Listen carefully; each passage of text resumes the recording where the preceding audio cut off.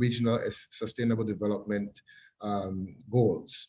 And so I would end there for now, and hope that we can get into a little bit of this in the discussion later on. So thank you. Thank you, Dr. Young. I would like to move to Dr. Jackson.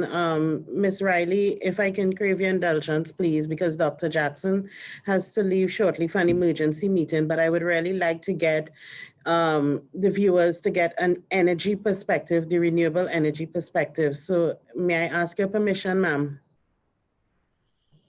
Absolutely. Thank you.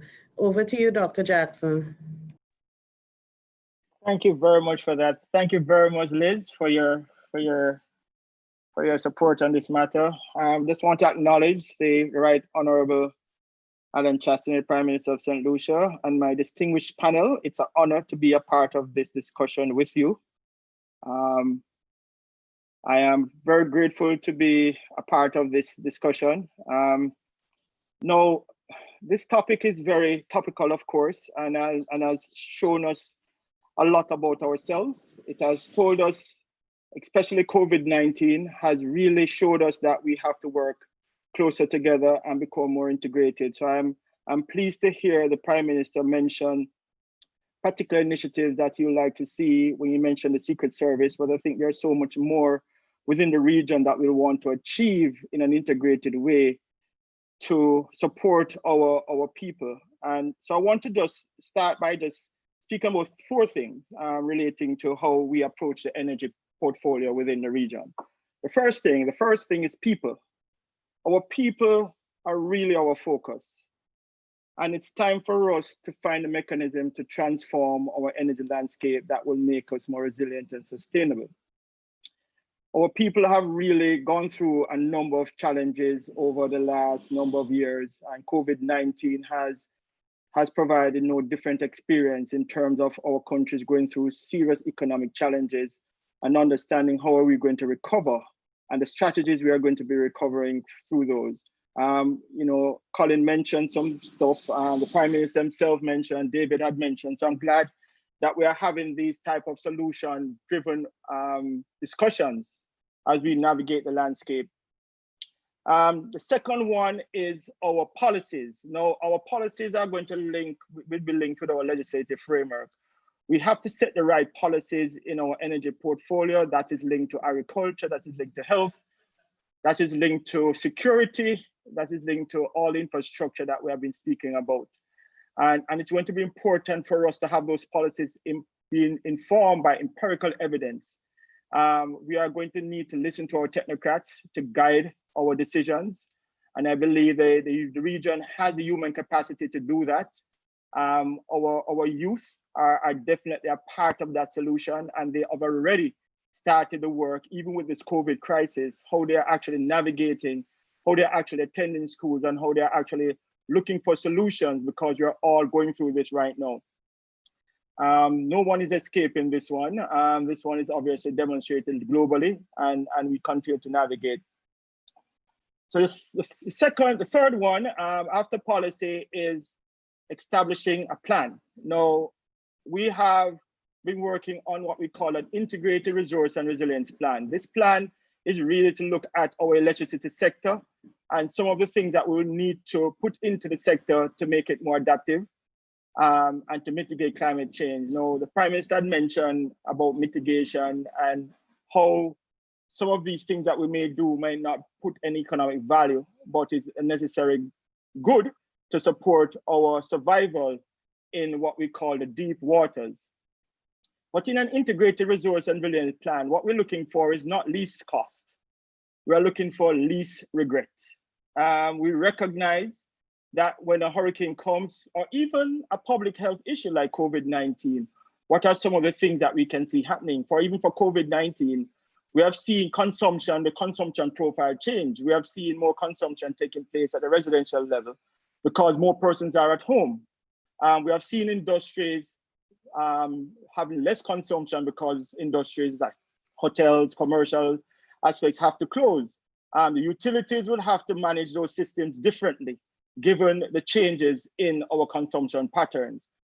This is not a good thing in terms of economic drivers, but we have to find ways to navigate around that. But we have seen those changes, and we are looking at those as possible ways of understanding how we can improve system performance when we have those shifts in demand. So what we call demand response. Now, a lot of countries are trying to go into e-mobility, and e-mobility can provide resilience in your electrical infrastructure. We want to see how that will play a part and role in supporting countries. Now, David had mentioned the long-term, seasonal and sub-seasonal climate change scenarios. We are working with the CIMH and also with the 5 Cs in understanding how these long-term, short-term impact the energy industry. So one of the things that we are doing is working on a vulnerability assessment across a number of the member states. We're actually starting with 3 member states right now, Belize, Trinidad and Tobago, and Guyana, understanding those vulnerabilities and how it will impact the electricity sector, how it will impact not only the generation, not only the transmission, not only the distribution, but also the demand. Because it doesn't make sense. We secure the generation, we secure the transmission, we secure the distribution, and the demand is not secure, because if the power can be supplied, it needs to go somewhere to be consumed for economies to work. So we have to look at the entire supply chain. The beauty about this is that we understand that this is a system, and we will have to work in a very collective way to support this. So the next point I'd like to bring, once you have considered your people, once you have considered the policy and legislative framework that will support your plan, then you develop that integrated resource and resilience plan that is going to facilitate what your 20-year projection would be, what your medium-term projection will be, and what your short-term projection will be. Then we need to implement projects, and we need to implement projects to include our human capital to drive those economies. So those projects should come from small and medium enterprises. It will come from larger utility scale type projects, introducing independent power producers, introducing electric mobility. So transportation is now merging with electricity to improve our resilience as countries, and create investments, create jobs, create opportunities to drive through these challenging times. So it is not all gloom. I think there are a lot of opportunities given these adversities, and we just have to find new ways. And as you have just mentioned, we are using this as an opportunity. Persons are in different places. The Prime Minister is in St. Lucia. Colin is in Belize. David is in Barbados. I'm actually in Jamaica right now, and I'm still connected. And Sikri is actually headquartered in Barbados, but we are still connected through this mechanism. We're still connected through because we have communication. So I'm very happy to be here. And I just want to share that our vision is something that we are passionate about, and it's something that we work with our partners with, our regional institutions, our countries. And it's really to work with you to transform the energy landscape into a climate resilient, sustainable, and affordable sector, focusing on improving the lives of our people. Thank you very much. Dr. Jackson, thank you. And I know you have to leave, but if we have any questions from the general public, what I will do is forward it to you, get your responses, and we'll put it into the publication that we will be generating in the next 2 weeks. So thank you again, sir, for taking time to do this presentation. I'll now move on to Ms. Elizabeth Riley from SEDIMA, the Executive Director of SEDIMA. Ma'am, over to you. Thank you very much, Madam Moderator. And I want to recognize the presence of the Right Honorable Alan Chastanet, Prime Minister of St. Lucia, and to congratulate the Executive Director of the CARICOM IMPACS and his team for this very worthwhile initiative, and also to thank you for inviting SEDIMA to contribute. So in my 7 minutes today, I want to treat with the questions that were posed to me: climate change and security, building resilience in SIDS, what is COVID-19 teaching us? And I want to touch on just 3 points, and then to suggest some additional areas that may guide the conversation a little bit later.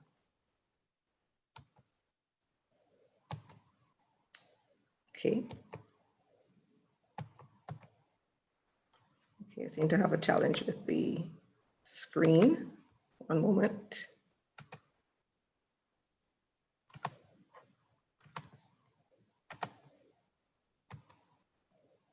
Okay, so I'm having a little bit of a challenge with the PowerPoint presentation, so I will go ahead. Unfortunately, you won't be able to have the visual. So the first area that I wanted to touch on is the aspect of resilience. And in the aftermath of Hurricanes Irma and Maria, the heads of government of CARICOM asked SEDIMA the question, what does resilience mean within the context of the CARICOM states? And we pulled a think tank together comprising a range of regional institutions, national level representatives, and some international partners. And we wrestled with this topic. And the result emerging from that discussion was that in discussing resilience within the CARICOM context, there are 5 things that we need to look at. 1, how do we address this issue of social protection for the marginal and most vulnerable within our societies? Secondly, that as we look at the issue of resilience, we also have to look at the same time on opportunities for creating economic opportunities for our people. Third was the aspect of the safeguarding of our infrastructure, because we recognize that this is usually a bugbearer in almost every hazard event that we face in the region. 4, that intricate relationship between environment and disaster risk issues, and how do we build in environmental protection into resilience? And finally, operational readiness and recovery, because notwithstanding the efforts or actions that we take to mitigate the impacts of hazards, the reality is that by virtue of the region that we live in, we will be impacted by hazards, and we will have cause to respond, and there will be a requirement for recovery. So the first key point, we have to discuss climate-related issues, COVID-19, and indeed any other hazard within the context of resilience. The second key point is that it is teaching us that we have to focus on environmental security as a part of our larger security challenge in the region. And environmental security in itself is traditionally defined as those environmental problems or challenges which may create or add instability in a geopolitical region. And the suite of hazards that we face, including the exacerbation of hazards by the changing climate, fall under this general umbrella. Now, we know that the discussion on environmental security is non-traditional, but it is not new. It is very closely linked, of course, to the vulnerability of our SIDS, and we talked quite a bit about that earlier today. A number of the presenters raised that. We also know that the types of hazards that we face, it can vary in magnitude and timeframes, and we had some references to that earlier today.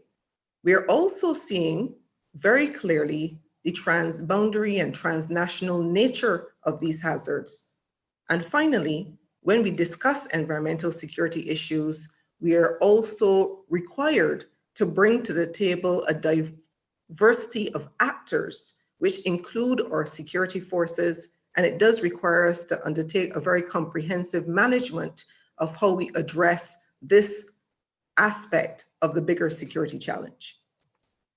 So I wanted to touch also just on the hurricane season forecast for 2020. As we're discussing the environmental security issue, we know that this year, Colorado State University, in its latest update, July 7, 2020, has indicated that we will have an above average year. What does that mean? They've indicated that we are forecast to have 20 named storms, 9 hurricanes, and 4 of which can become major hurricanes in a category 3 or 4. When we juxtapose that against what is happening with COVID-19, as mentioned by some of the earlier speakers, in large measure, our CARICOM states have managed the COVID-19 event incredibly well. And I know that this session received a presentation from Dr. St. John on Monday, looking at the whole specifics of COVID. What we are noticing through the surveillance work that is being done by the University of the West Indies, George Allen Chronic Disease Research Center, and they're working very closely with SEDIMA in our Regional Coordination Center to give us information on COVID-19 to inform the regional response, is that we're certainly seeing upticks in the number of cases now as we have moved into the phase of the reopening of the borders.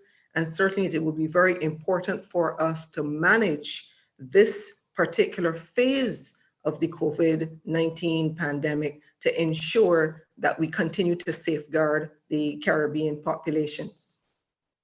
The third area I wanted to touch on is that the COVID situation puts a new spin on the security considerations within the context of the hurricane season and the cyclonic activity that we experience. As mentioned by previous speakers, we have had significant livelihood disruption. So the socioeconomic profile of our CARICOM states in July 2020 is very different to that profile that existed in January of 2020. We have increasing numbers who are now unemployed or underemployed, and therefore increasing numbers who potentially could fall within that group of the marginal or the vulnerable, which I mentioned in the resilience model a bit earlier. So this means that we have a different type of landscape for security forces to operate within in the event of cyclonic impact on our states. If we look then at some of the traditional impacts that we see as a result of cyclonic activity, where we have communication disruption, sometimes we've had instances where there have been challenges with respect to continuity of government as a result of infrastructure damage, loss of key records, and also communication disruption. We've seen instances where we have had physical damage to security infrastructure, including our correctional facilities, which we have already identified as being one of the vulnerable populations with respect to COVID-19, and certainly a lot of effort has been made by CARICOM IMPACS to address some of those vulnerabilities. In the aftermath of events, we also know we have often breakdown in law and order, where we have to bring additional security forces to address those instances. We've seen psychosocial impacts, not just on the broader population, but also within the security forces themselves. And certainly the psychosocial impact of COVID-19, I would dare say, is continuing in our population. And there's a very real fear that is existing within the populations, even as we continue to watch what is happening in our neighbors to the north and to the south. So this is something that is very real, and our security forces are operating within this context.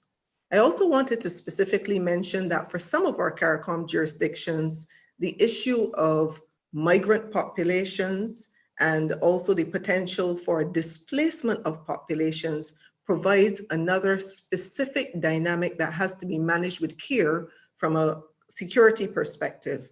And certainly we've seen that with the movement of Venezuelan migrants into some of our territories. We also have the reality of undocumented persons in some of our northern territories as well. And this is really a group that is quite vulnerable, and we have to give specific attention to them from security perspectives as we go through the hurricane season. So just to conclude the presentation then, there are a few areas I want to touch on as points that can perhaps launch us into discussion. One, we very much recognize that we're living in a very complex, multi-hazard and multi-sectoral environment. Specifically as it relates to the hurricane season for this year, from a security perspective, one of the things that we've accepted is that traditional support may not be forthcoming from our usual partners, or certainly if the support is forthcoming, there may be instances of delay. And this is quite practical from the perspective of the health-related protocols, and also recognizing that many of our partners have their own matters dealing with within their national level jurisdictions. And what this has fueled and what we are very supportive of is that push towards regional solidarity, the emphasis on self-sufficiency at the national level, heightened preparedness, and that national level effort being bolstered by CARICOM support. And certainly SEDIMA has been working with our sister institutions to move in that direction. We also want to emphasize from the hurricane season perspective, the importance of looking very directly this year, but in every year, at that whole issue of safety of leadership and safety of our security forces. Because this is a time, as we have seen from past impacts on our states, that you want to ensure that your security forces are intact and able to function, and also that your national level leadership at the political level and other key levels are also safe and in a position to execute critical duties in times of need. And also under the hurricane season point, with respect to deployment principles, we have been engaging with our partners to ensure that we are applying a principle of do no harm in terms of when we are deploying security forces for this year. We've been working with our colleagues on this. So 3 other broader considerations now, I think are related to the policy implications of this reality of addressing COVID-19 within the context of existing hurricane seasons and the exacerbation of the hydrometeorological hazards as a result of the changing climate. Looking at the issue of how we leverage ICT. I agree with my previous speakers on this particular point. We are very keen on this from the SEDIMA perspective as well, but also looking at through a security lens on the policy front at issues of gender and child protection. And because we have heard from the researchers that the data is pointing to the fact that gender considerations and power relations have been coming very much to the fore in our societies as a result of lockdowns, etc. I think we also need to examine how better we leverage our national emergency management systems, which are put in place to deal with hazards and complex hazard situations, perhaps better integration of our security forces into the conversations that take place at that level. And finally, I wanted to suggest that this complex environment really leads us to ask the question, how do we need to retool our security forces to be able to deal with this complex environment going forward? So thank you very much for the opportunity to make the contribution, and I'm happy to participate in the discussions thereafter. Thank you very much, Ms. Riley, for that excellent presentation, and apologies on the technical difficulty. But it's certainly a question that we have to consider in terms of moving forward in this new environment. How do we move forward in terms of security?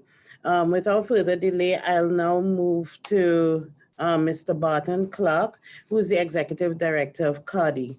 So Mr. Clark, over to you.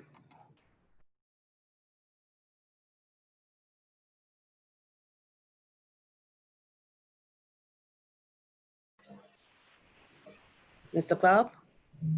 Good morning.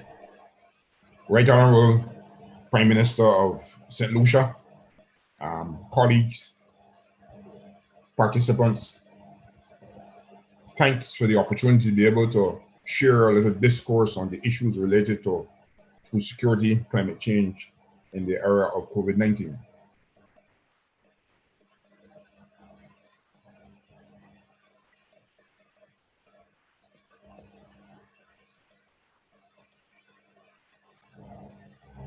Okay, so we can talk a little bit about food security, about climate change, about COVID-19. We can look at building resilience in the sector. We will take the opportunity to make reference and think to what I consider to be another crisis area, and that is the area of chronic non-communicable diseases, right? Essentially, I want to make the point now and throughout the presentation that I equate food security with national security. And if we take that point of departure, then we would recognize the necessity for increased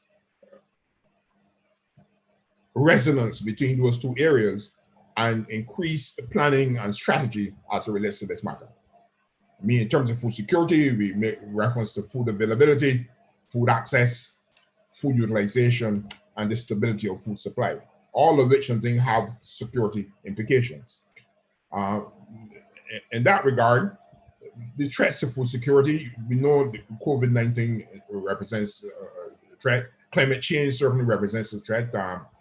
We've seen the level of flooding also over the last couple of days. We know what would have transpired and so on in Dominica and Antigua and Bahamas and so on recently. So the impacts are hunger, reduced income and high unemployment. We talked about this social disconnect earlier. All of my colleagues and so on make reference to those. Disrupted value chains, we are seeing evidence of that now because of the closure of the tourism sector. A number of farmers and things are recording surpluses and so on in certain areas. Shortfall in production, levels of discouragement are evident. Market prices, the consumer surveys that we would have done suggested that market prices and so on have gone up.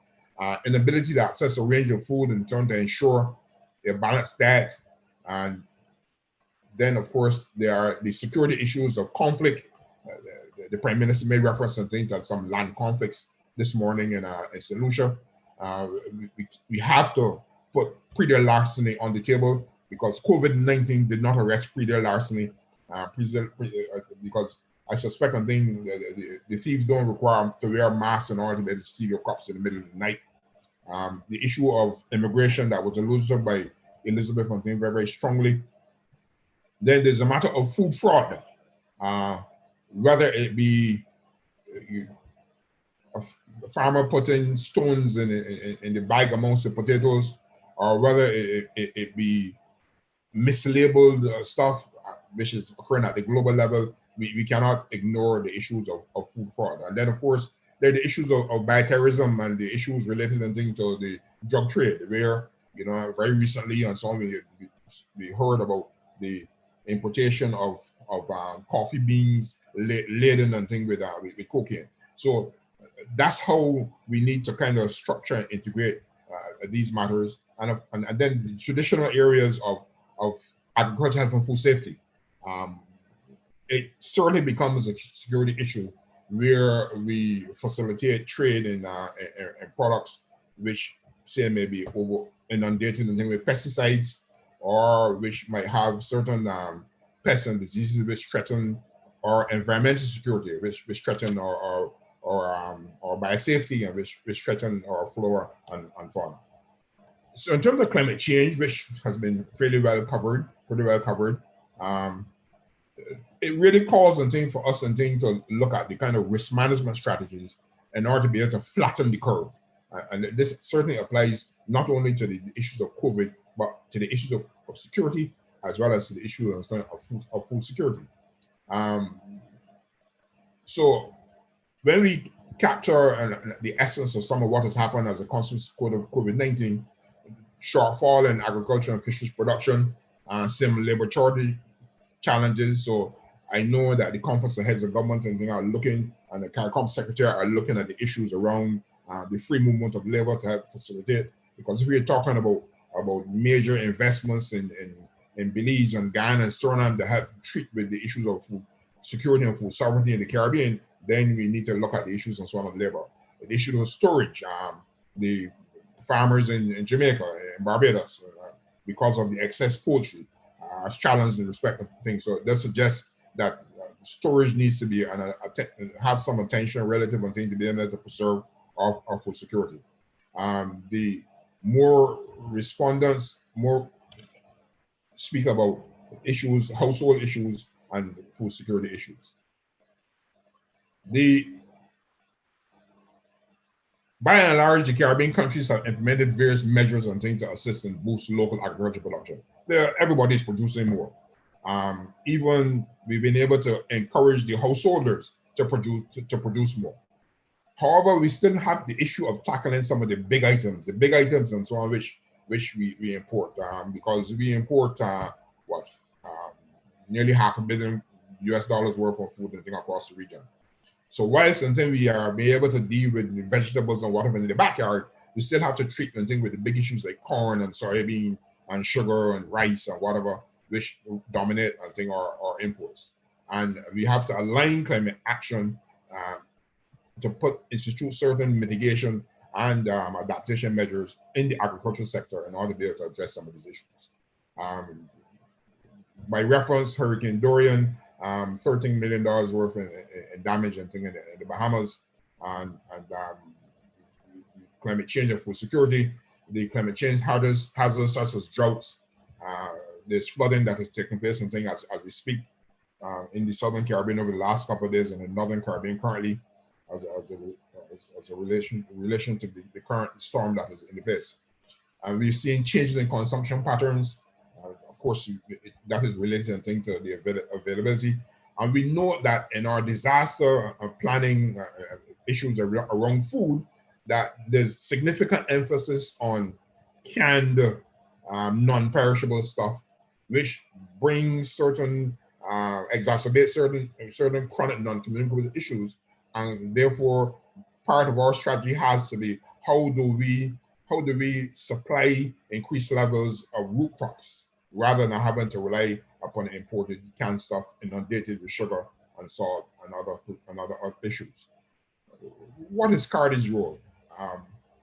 We have to ramp up in order to be able to preserve our indigenous germplasm, Barbados black belly sheep, move towards issues of embryo transfers and artificial insemination to improve our capacity. We have to increase the level of poultry being that protein that 80% of the protein that we consume on thing is made up of poultry. And therefore, we understand that the poultry producers have the capacity to produce all the poultry that the region requires, that necessitates, however, some adjustments and so on in our trade policy and some adjustments in our other protectionist mechanisms in order to support said poultry industry. We've started work looking at drought tolerant varieties, and currently we have experiments going on in Belize looking at an alternative Arundo Donax, which is a collaboration with the 5Cs, looking at that as a feedstock and thing to help supplement the energy supplied by the bagasse and thing in the sugarcane industry. We are also looking at experiments and things with biofortified crops in order to be able to increase the amount of protein and vitamins and so on in the crops. So we're looking at rice and red kidney beans to start off with, and that's work that's being done in collaboration with IICA and is based in Belize.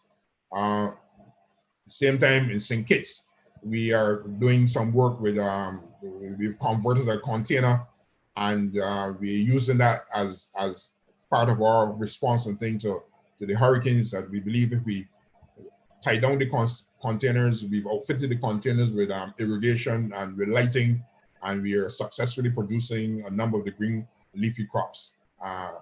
Because vertical farming and so on is part of the strategy that we have to adopt going forward. And we need to know where we are in terms of what are the assets we have, what is the water that we have, what is the storage, what are the livestock pens we have, what crops and things in the field. We worked successfully and so on in 2018 using some satellite imagery that allowed us and things to look at the circumstances in Dominica before the hurricane strike and looked at it after, and we were able to get a fix upon the extensive damage that has been caused. And we need to ramp up and roll out this further as we move towards getting a sense of what assets and things we have in the sector, what impacts are likely to be created, and how do we adjust them in order to be able to mitigate the impacts. The studies with cassava, germplasm, studies with respect and things to increasing the efficiency of the use of water is a major area of consideration regarding helping to build security in agriculture. I alluded earlier to the renewable energy endeavor that is taking place in the Bahamas, and I draw here from the resilience model that CARICOM would have promulgated, which would have been approved by the Conference of Heads of Governments in 2018 and the conference in Jamaica, and which was alluded to extensively and so on by Liz in her presentation. The response to COVID-19 has been in 4 areas, and that's at the regional level: policy intervention, institutional intervention, private sector-led interventions, and the agri-sector financing.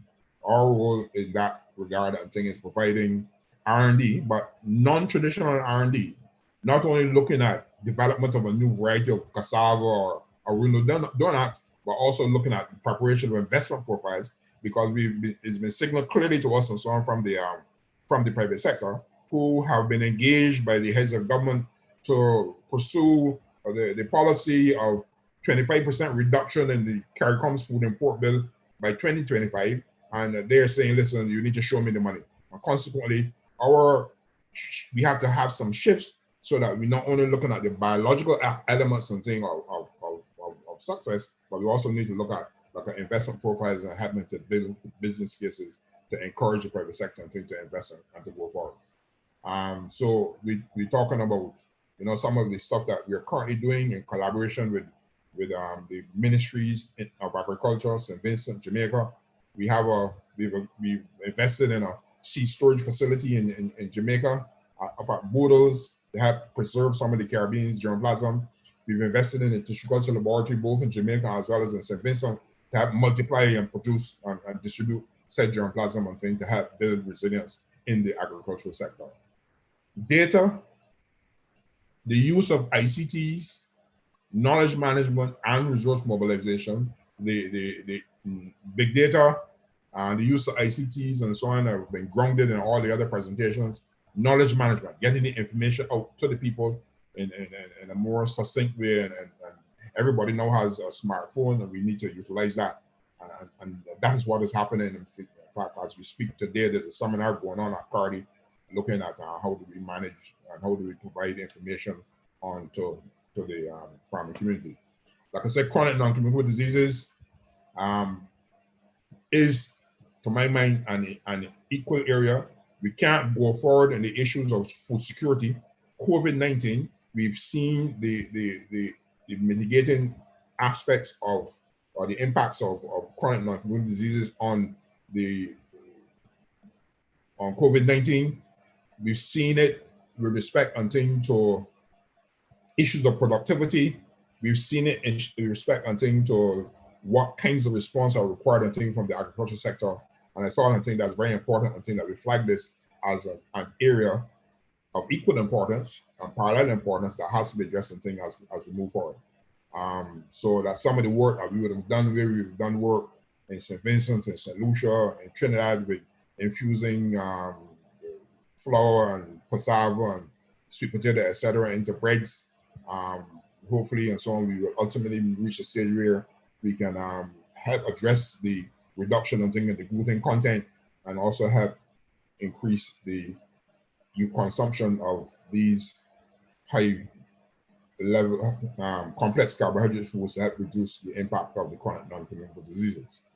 And then I've also drawn here from the World Economic Forum that talks about the transformative 12. Where do we need to go in the agriculture sector? Looking at alternate proteins, looking at food sensing technologies, microbiome technology, a lot more in terms of precision agriculture to help us to move forward, and certainly to help us to use biotechnology strategically and safely to help build some new germplasm and to help with helping to increase our ability to be secure. So there's an urgent need to address food security. We are very happy to know the private sector and so on is very much on board and are responding to this challenge. That the necessity to focus on vulnerable groups, the need to invest in research and development, they need to invest and so on in data mining and ICT technologies and so on to help support the sector, to ensure development and protect programs in the sector are greener, more sustainable, and disaster-proof. Thank you very much and so on. And I'm really encouraged by this opportunity And I look forward to answering any questions that you may have. Thank you very much. Thank you very much, Mr. Clark. And I am really looking forward to beginning the question and answer session. So I'm going to kick it off. I think that Ms. Riley, you would have made, no, sorry, Dr. Young first. And I think Ms. Riley backed it up as well. Dr. Young, you spoke about the need to look at the resilience plans in member states and to also look at where the weaknesses are, and that COVID would have definitely shown us where some of those weaknesses are.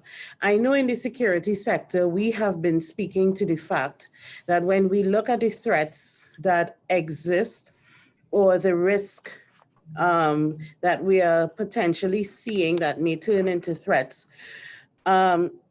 we have begun to say that we cannot exercise every year just for a hurricane or an earthquake or a volcano. And I think in 2017, we learned the lesson that we really had to look, because of climate change, at not only the hurricanes, because 2017 marked a really, it was a watershed year for us in terms of Hurricane Irma and Maria. But in 2018, SEDEMA produced a document that also indicated that we had to look at other threats, pandemics. I don't think we envisioned COVID-19 at the time. And we have to look at oil spills, terrorist threats, and we have even been looking here at the possibility of how do we exercise our troops? How do we exercise our regional organizations? How do we exercise our national disaster entities to deal with variable or various possibilities? For example, a chemical, biological, radiological, nuclear threat. How do we start doing that? So that question is to you, Dr. Young, and then to SEDEMA, to Ms. Riley after. Thank you. As indicated, I believe that the areas that COVID-19 are showing in member states, there's quite a bit of similarity among them. You know, we do have the issues of resilience as it relates to the security forces, the fact about supply chains concerns, the infrastructure. I think SEDEMA would have mentioned the fact that now we have to look at hurricane shelters and how do we incorporate social distancing and hygiene as part of these plans. So part of it has to be a very honest and comprehensive data gathering exercise to see where exactly these gaps are in our resiliency or disaster response plans. And once we identify those, then it's a matter now of pooling it with what we know are some of the climate change risks. Over the years and over the last few decades, we've become very informed by necessity, almost because every year some of our member states are being heavily impacted by hurricanes, by droughts, by floods. And so we've developed a certain level of capacity and experience in responding to those types of threats. Even if we can't afford the rebuilding because it's so expensive, now what we need to do is to broaden what would have been our disaster response plans that were tailored specifically to the types of threats from climate, to one that also focuses on these types of pandemics or short-term risks that are non-climate change related, but that can have feedback loops to hurt our resiliency and our preparedness plans. So that is where I would start in terms of capturing where the gaps are in the member states, and then finding a way to integrate that into a larger disaster resilience strategy, and then explore innovative ways to fund the various components within the disaster resilience strategy. Thank you. Thank you, Dr. Young. Ms. Riley?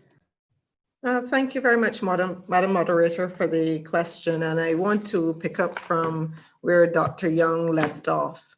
And you would recall when I discussed the issue of resilience, I talked about the pillar of operational readiness and recovery. And operational readiness is really foundational to the work that we do. The whole issue of disaster risk management is multi-sectoral, and that multi-sectoral approach applies also to the operational readiness components.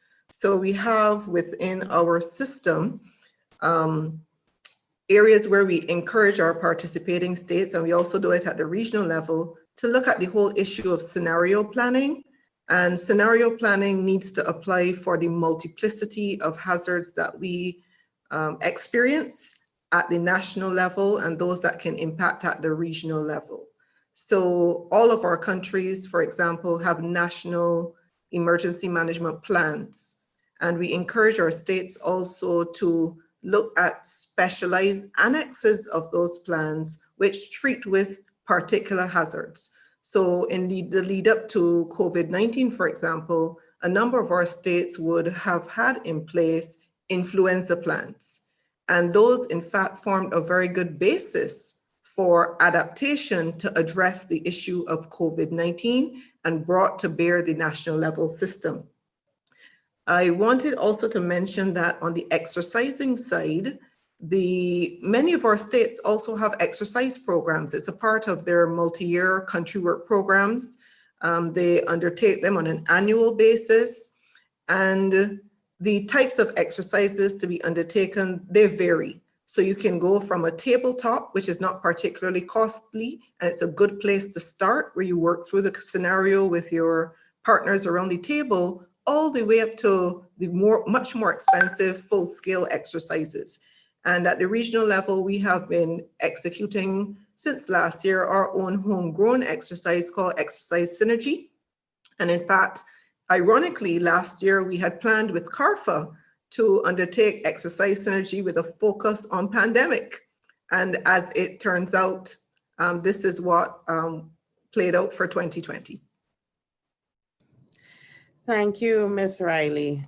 Dr. Farrell, you spoke about the modeling of patterns. Forgive me, I am the most non-scientific person that there will be on this panel. But what have you been seeing in terms of trends? Dr. Farrell? Yes. Right. So what have you been seeing in terms of trends? I know we spoke about the Colorado Institute, I believe, or University of Colorado, that has been saying that we will get more hurricanes, perhaps even more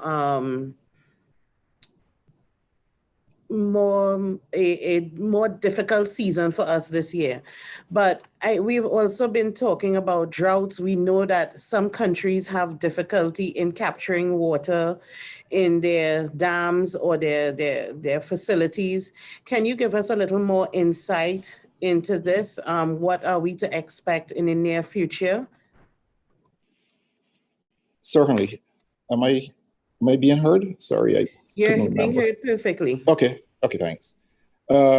Yes, certainly. So every year, a number of institutions around the world publish outlooks for the hurricane season. And I'll start with that. And so Colorado State is one of them, and NOAA also publishes a similar type of outlook. All the outlooks are somewhat consistent in that they are all pointing out that this is going to be a very active hurricane season this year.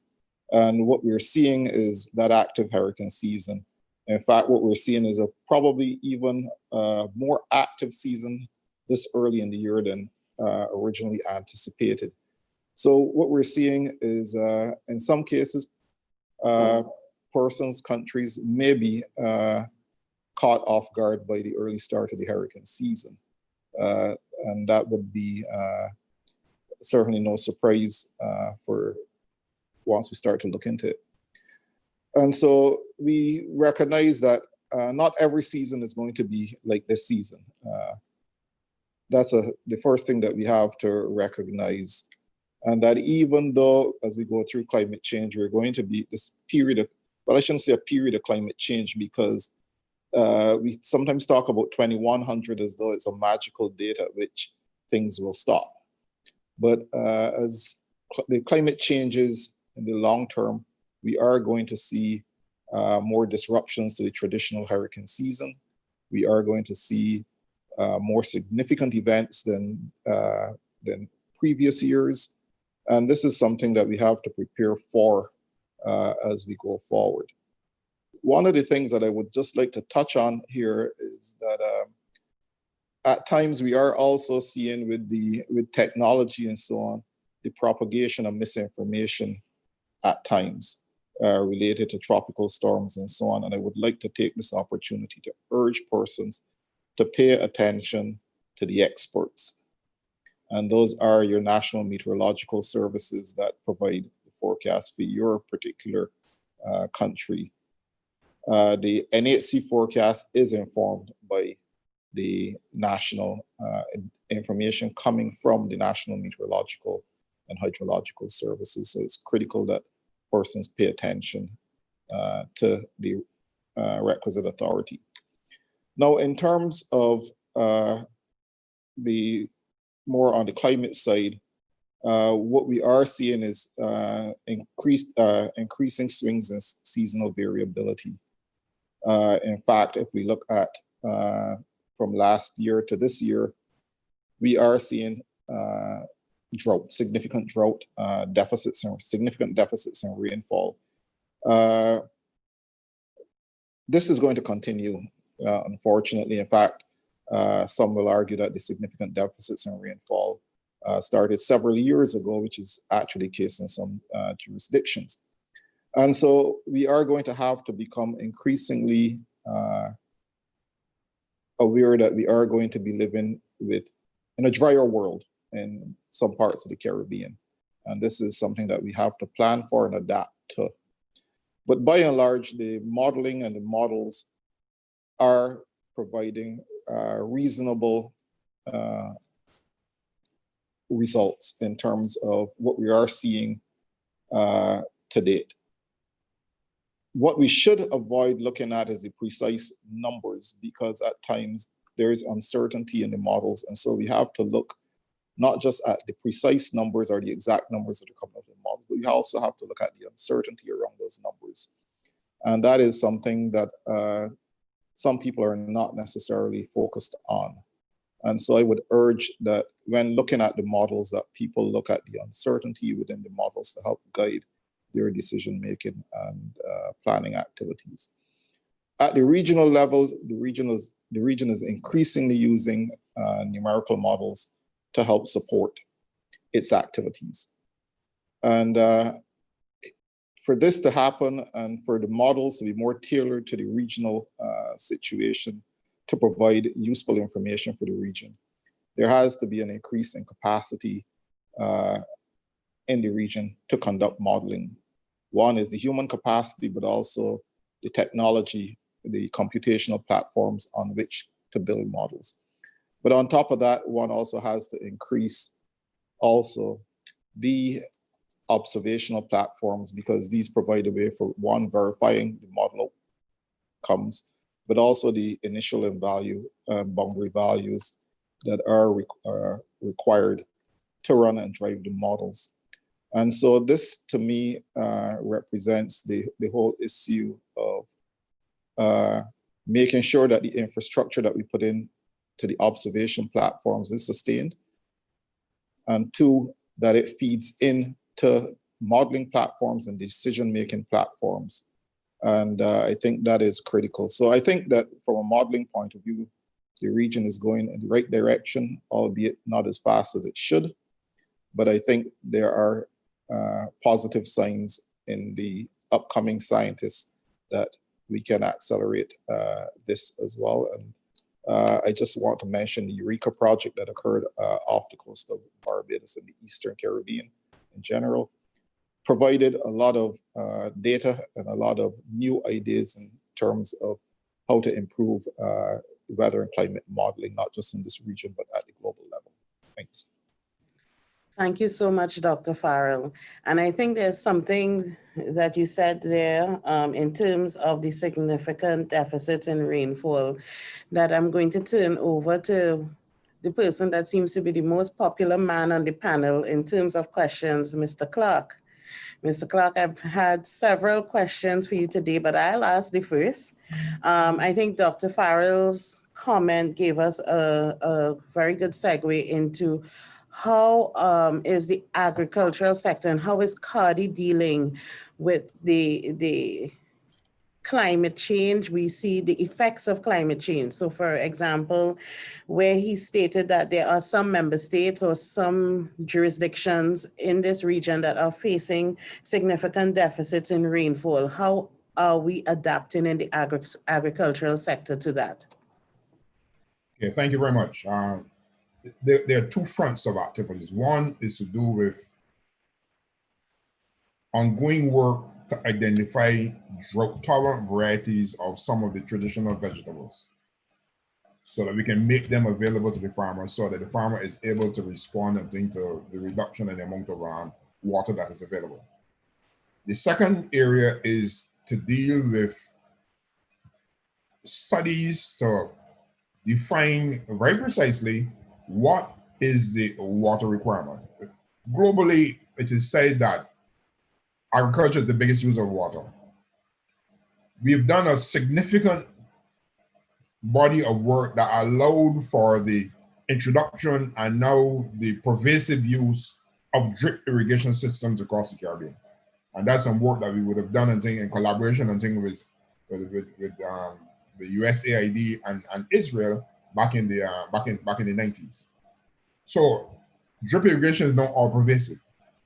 The next part of that is to now say, okay, how much water do we need to supply to get efficient production?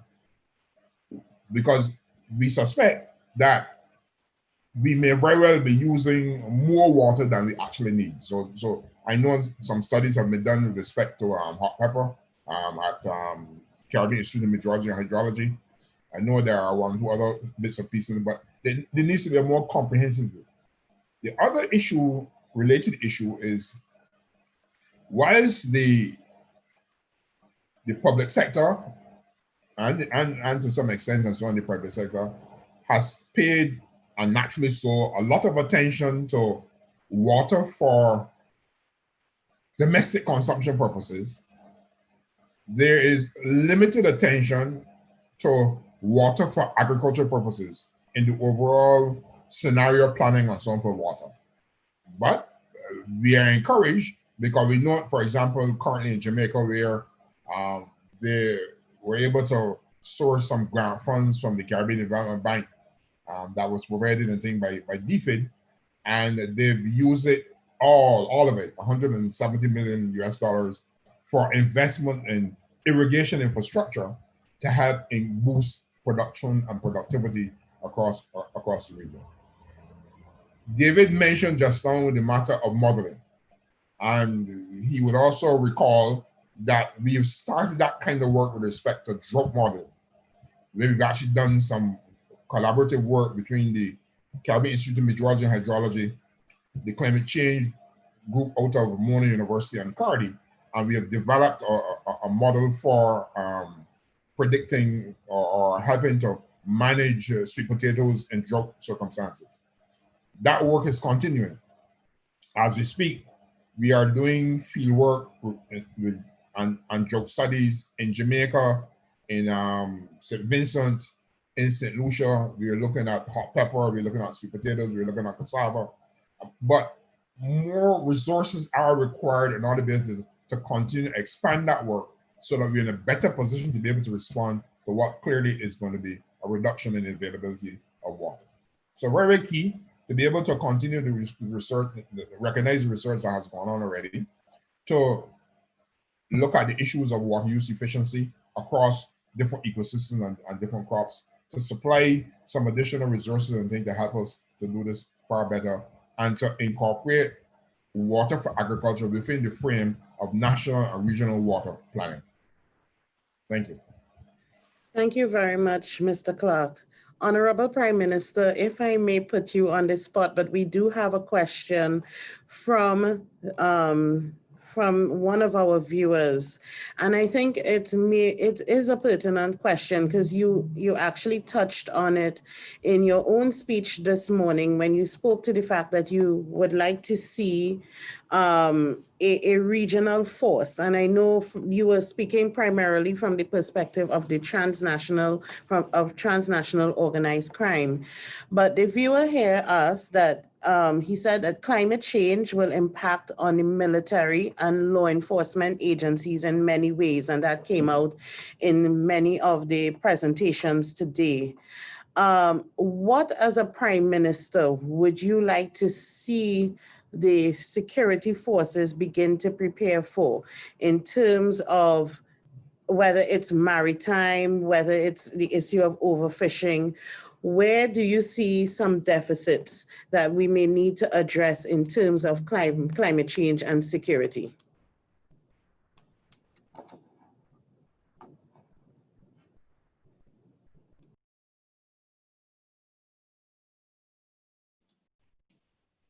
Hello?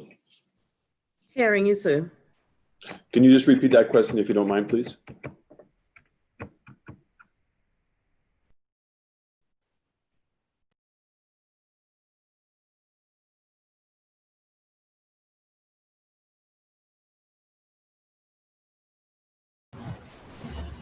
Mr. Yao? Okay, sorry. Yes, I have it now. Sorry about that. One of the viewers asked that climate change will impact on the military and law enforcement agencies in many ways. So he said, example, the specification of naval vessels to handle increased adverse weather and poor sea states. But I think it also goes beyond that because there are several perhaps new threats that would emerge because of climate change. Prime Minister, from where you are sitting, you have the 360 view. You are in the cockpit, as we would say.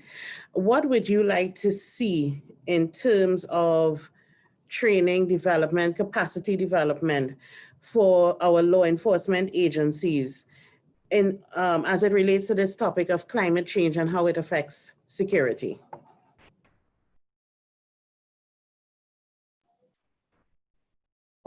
So it goes back to what I was originally saying, that this is beyond the capacity of any one country.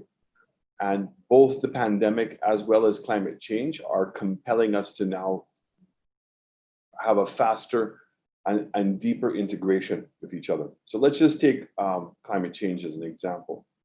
In addition to the CARICOM countries, we have the Dutch, the French, the US, and the British territories.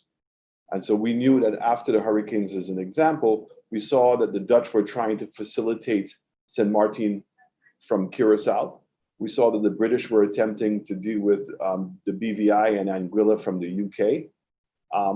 And so we need to incorporate them as well, because even for those larger countries, these smaller states that they have here in this region, there is no cost effectiveness of trying to make them self-sustainable.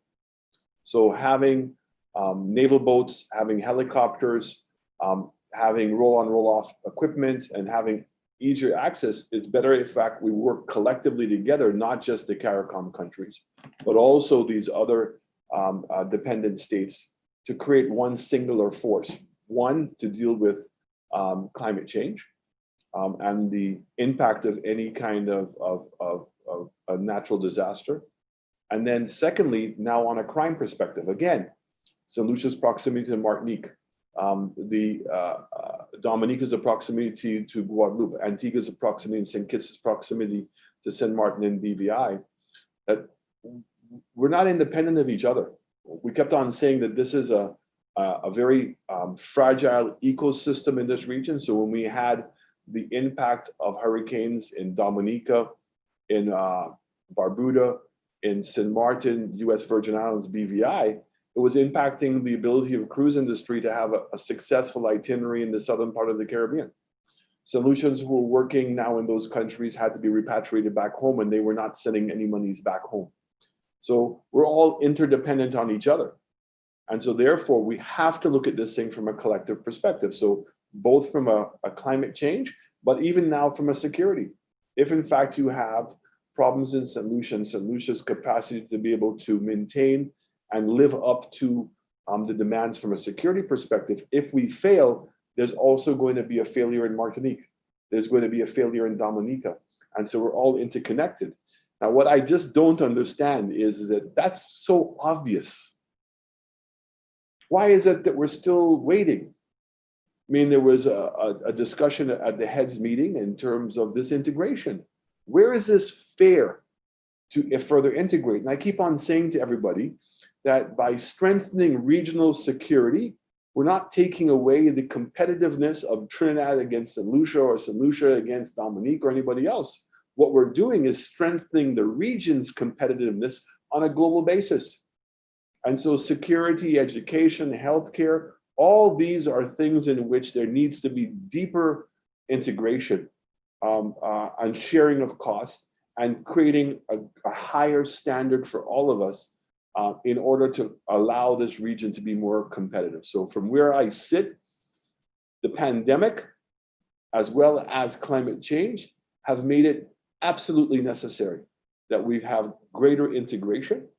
And sadly, what we're actually seeing is the reverse, in that we have some structures that are in place and persons, because of their own economic situation, and not realizing how strong and how important these institutions are. So if you take GRCC as an example, simply of just bringing our, having the plane here to be able to carry samples to Trinidad, to CARFA, to be able to take the samples, right?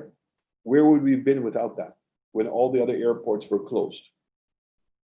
So there is a stronger need, all the evidence is there, but in fact, we're actually moving in the opposite direction, that some countries are not making their contributions to these institutions, and therefore weakening what we already have as a strength, when in fact, what we should be doing is moving in the opposite direction. So I'm going to continue to be an advocate for that. I'm going to continue speaking out very vocally for greater regional integration, particularly in areas in which it's going to strengthen the competitiveness of our region.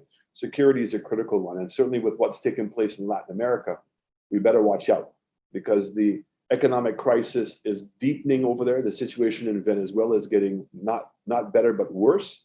And therefore, the continual threat of drug trafficking, arms smuggling, all of these things are only going to become greater because of what's happening economically around the world. Honorable Prime Minister, I don't think any of us could have said it better than you. And I do know that when I sit in meetings, sometimes I do hear how vocal you are in terms of us deepening regional integration, not only from the economic point of view, but also from security, health, even education, etc. So thank you very much, sir. I think it's now 12:15. We do have another session at 1:30. And so I have to end it now. I just got all sorts of signals. But Honorable Prime Minister, I wish to thank you very, very much for staying the course with us this morning and for your excellent speech and your excellent intervention a few minutes ago. And I would also like to take the opportunity to thank the panel for their excellent presentations, as well as for, then imparting the knowledge. And so to take from what you have said shortly, I think we need to have, while it's not only a talk show, I think we need to have more of this to educate the public as to what we're doing and how we're doing it. Because the questions are coming in fast and furious, not only in this session, but in other sessions. And I also think if we begin to educate, the public then begins to understand what CARICOM is doing and what why we need to support these entities.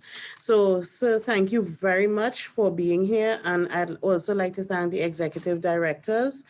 And for us, this is now the end of session 8.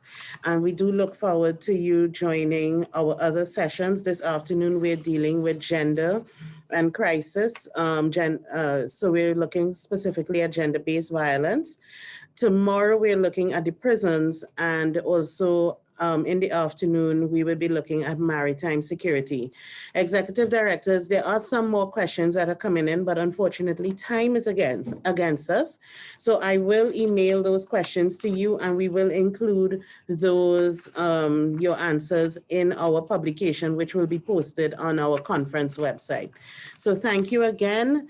And everybody, please have a good lunch and enjoy the rest of the day. Thank you. Thanks, ma'am. Thank you. Thank you for the opportunity. All the best. Thank you, Madam Moderator. Thank you. Thank you, Ms. Riley. Thank you. Thank you, Mr. Clark. Bye-bye. Dr. Farrell, Okay, thank bye. you very much. Okay, thank you very much for the invitation. Thanks.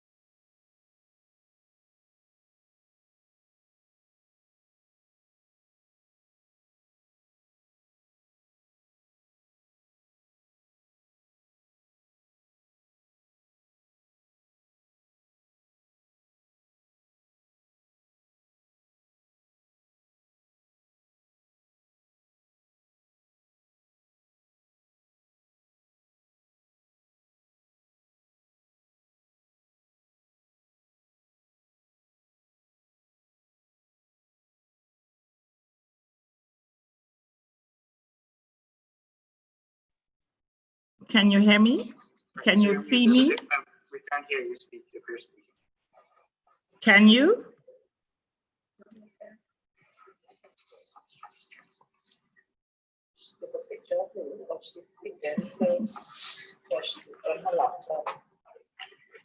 Just verify.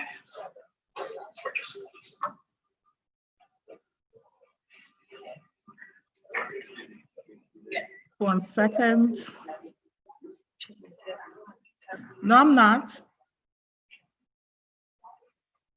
All right, so the device that you're currently showing video on, can you, on the bottom left-hand side, select join audio?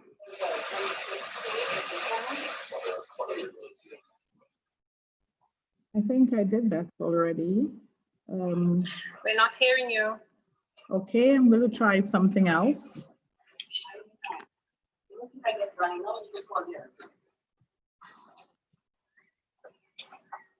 I'm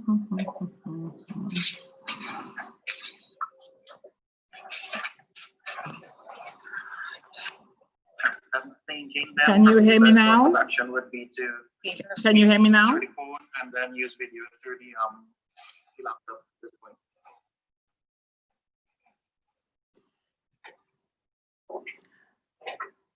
Are you suggesting that I use? From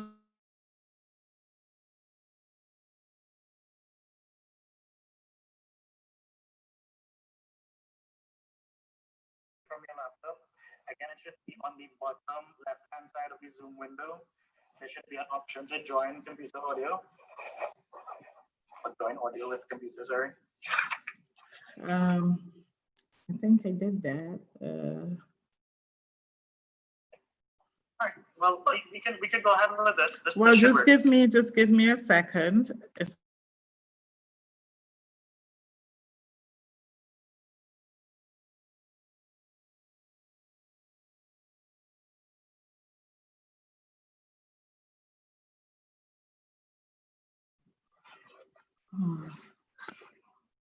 okay.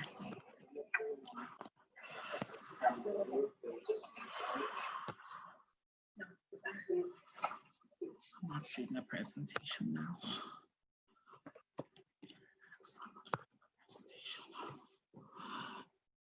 Can you ask Jenny to send me the presentation? Okay, hold on. I think I have it. Minister, we're not hearing you, so I would suggest you Okay. use the audio from your phone. Yes. Is that but better?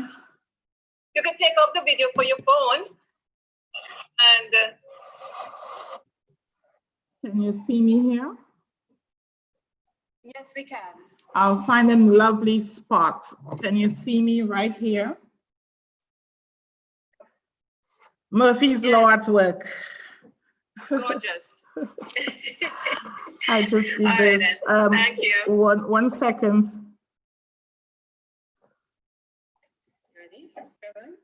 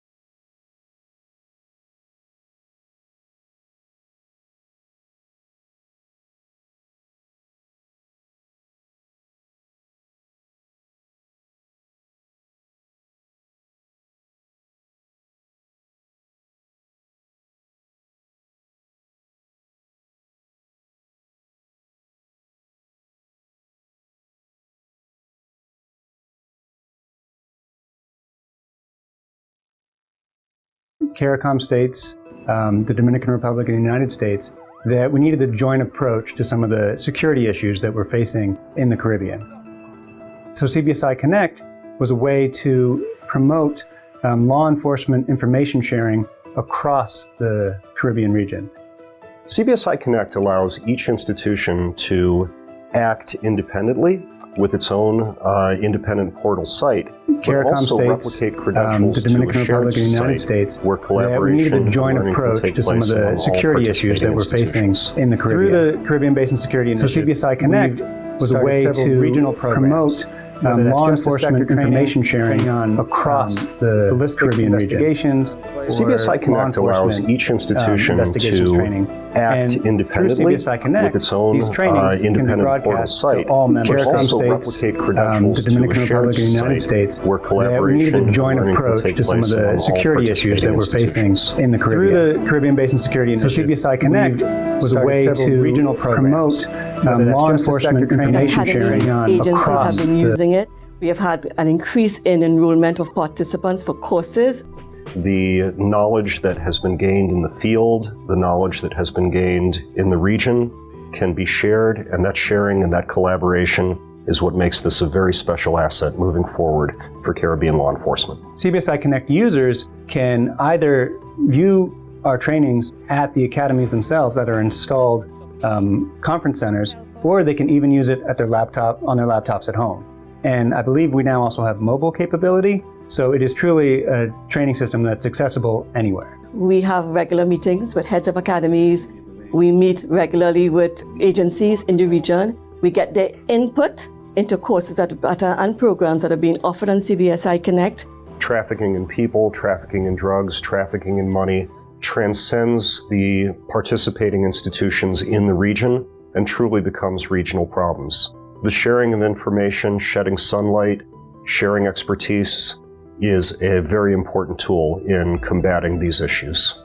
We've seen several positive impacts from the availability of training on CBSI Connect. One of them, of course, is a travel cost savings, because you no longer have to spend a day traveling and buy an expensive flight to go receive a training at another academy. The training that has been done on CBSI Connect for law enforcement officers has had tremendous response. We have had an increase in enrollment of participants on CBSI Connect. We have had academies putting more courses on CBSI Connect. We have had training every month on CBSI Connect. We encourage the use of the system for both internal training and external training. And we are trying to build out the library of available courses stored on the system. And we encourage our member states to upload their individual training, which they want to share with the community. If there are courses that are available that pique your interest, that could enhance your job, your ability to perform your duties as a professional over CBSI Connect, seek them out, participate, engage. This is really the value of what this technology brings to the region. And that has allowed different academies to build much stronger ties with each other and cooperate on shared law enforcement challenges in the region.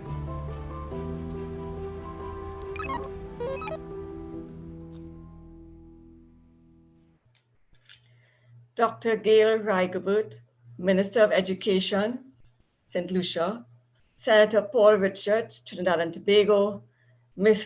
Fulade Mutota, Executive Director, Craven Coalition for Development and the Reduction of Armed Violence, Ms. Melissa Morgan, Director, Bureau of Gender Affairs Dominica, Superintendent Claire Guy Allen from the Trinidad and Tobago Police Service Gender-Based Violence Unit, Ms. Anne-Marie Williams, Deputy Program Manager, Gender and Development, Directorate of Human and Social Development, CARICOM Secretariat, Lieutenant Colonel Michael Jones, Acting Executive Director, CARICOM IMPACS, Ms. Joyce Hughes, Border Security Specialist, CARICOM IMPACS.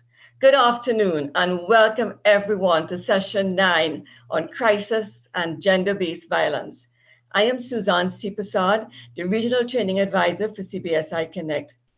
It is important that law enforcement officers and persons involved in the criminal justice sector in the region are the beneficiaries of expert training.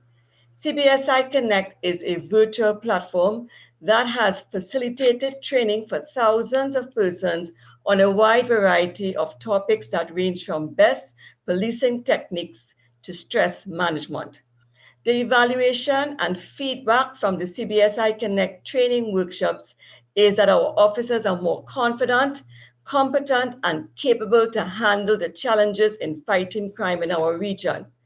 The COVID-19 experience has made the CBSI Connect more relevant as an educational tool used by police academies and training agencies.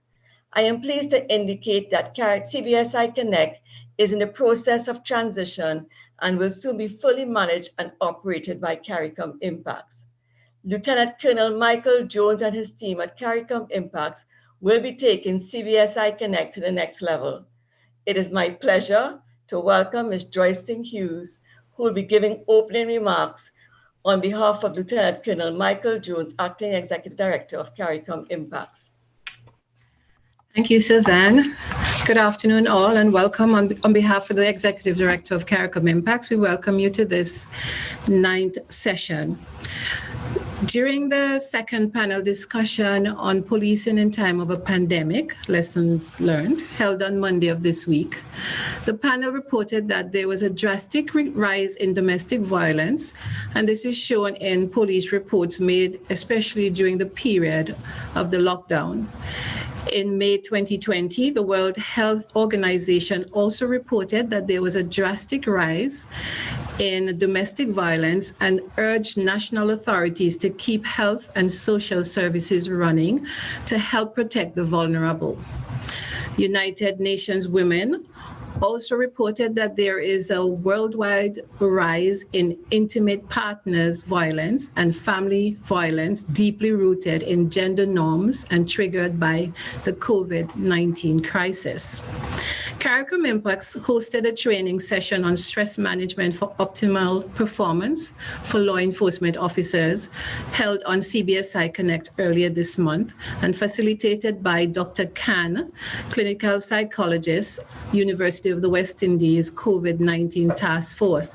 At this training, Dr. Khan stressed that to the participants that additional stress plays a major role in the increase in gender-based violence during emergencies, since the opportunity for exploitations are intensified.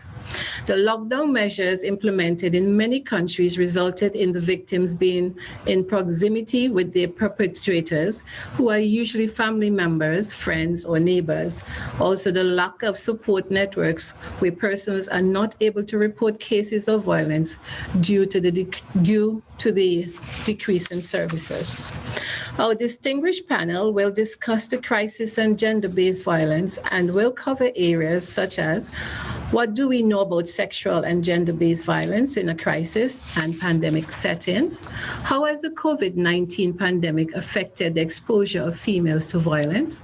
And how existing response programs may be adapted to protect victims amid restrictions during the pandemic? That's just to name a few. Particular attention will be placed on inclusiveness and the need to implement a gender-sensitive approach in the responses to the pandemic and in the recovery phase.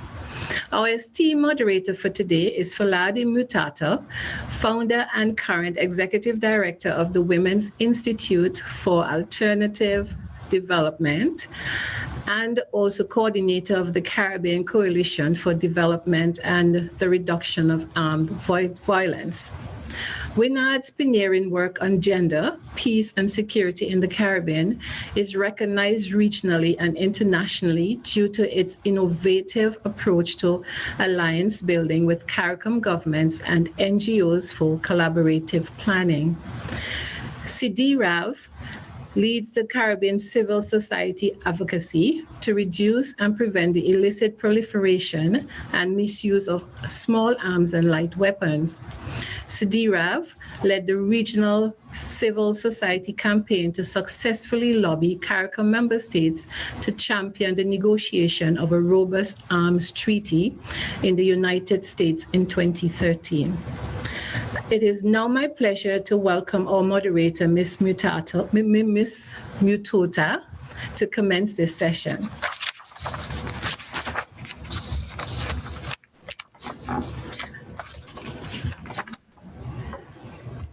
Thank you very much for that warm introduction. Hello, everyone. and welcome. Welcome to session 9 of this virtual security conference on securing our community in the era of COVID-19 and beyond. With thanks and congratulations to CARICOM IMPACS for mobilizing the Caribbean community and our friends globally, and inviting civil society to have equal space in the reflections and the projections for our region in this moment of heightened uncertainty and insecurity, presenting challenges for all of us, and a timely opportunity, however, for organizing the collective genius of all our peoples. Huge thanks to Lieutenant Colonel Michael Jones, Executive Director, and your team. I welcome and thank our esteemed panelists for choosing to contribute to this project and for the work you have done to enable our understanding of ourselves and possibilities over the years. Our discussion today will attempt to answer several questions related to crisis and gender-based violence in the Caribbean through our collective gendered experiences and knowledge of public policy, legislation, and programming. And of course, impacts refer to some of the questions we'll attempt to answer in our discussions today. I, however, would like to start by saying that this region knows crisis. We know what 400 years of trauma does to mind, body, and soul. We know what almost 200 years of post-traumatic stress feels like, and how human behavior, institutions of the state, culture, and insecurity are shaped by trauma. In many parts of the region, at some point, economies have been decimated by shifting economic imperatives. And in all parts of the region, natural disaster has ravaged us in one way or the other. So we know crisis. What we also know is that gender-based violence is an enduring legacy throughout all our crises. We know that the patriarchal power shapes our institutions, our laws, and security architecture, and enables impunity in the situations of gender-based violence and also sexual violence. There are many intersections to be explored in our discussion today, and I look forward to the contributions from the panel and the online viewership. To get us started, however, we welcome our keynote speaker, Dr. Gail Rigobert, who is the Minister of Education, Innovation, Gender Relations, and Sustainable Development in St. Lucia.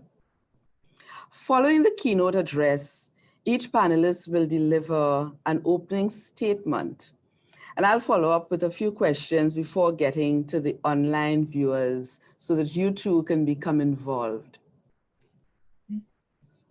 So let me introduce our keynote speaker, who I'm very, very happy to welcome this afternoon. Honorable Dr. Gail Tracy Christian Rigobert is the Minister for Education, Innovation, Gender Relations, and Sustainable Development in the government of St. Lucia. Dr. Rigobert has lectured at the University of the West Indies, served as member of the Senate and as advisor on national development to the Ministry of Finance, Economic Affairs, and National Development in St. Lucia.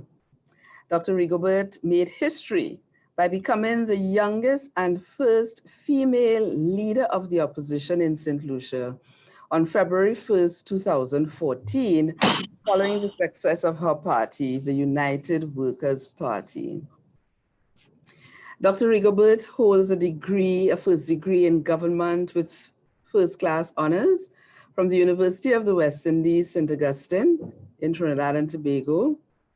And in 1998, she read for a Master of Philosophy in International Relations at the University of Cambridge, where she was awarded the title of Sir Patrick Sheehy Scholar. Dr. Rigobert also holds a Doctor of Philosophy degree in International Relations from UWI St. Augustine and is the author of the book, Bridging the Digital Divide, Prospects for Caribbean Development in the New Techno-Economic Paradigm. She's passionate about infusing the formal curriculum with gender-sensitive learning, with a view to raising a new generation of citizens who have a heightened sense of gender awareness, gender-appropriate behaviors, and the importance for healthy coexistence of the genders. Dr. Rigobert, welcome, welcome, welcome, and I hand over to you at this point.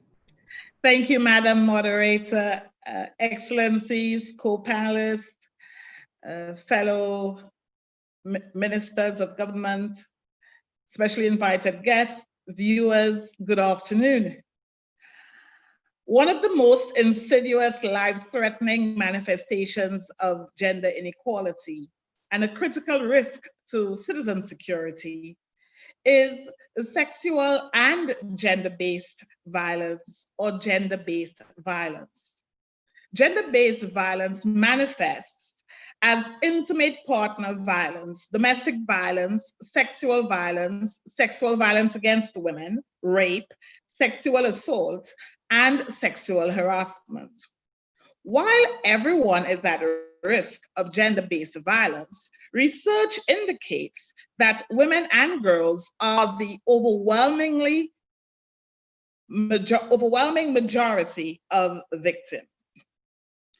Intimate partner violence and domestic violence more broadly are the forms of gender-based violence most prevalent in the Caribbean and most threaten the very fabric of the society because they are perpetrated in the home, among families, the primary agents of socialization.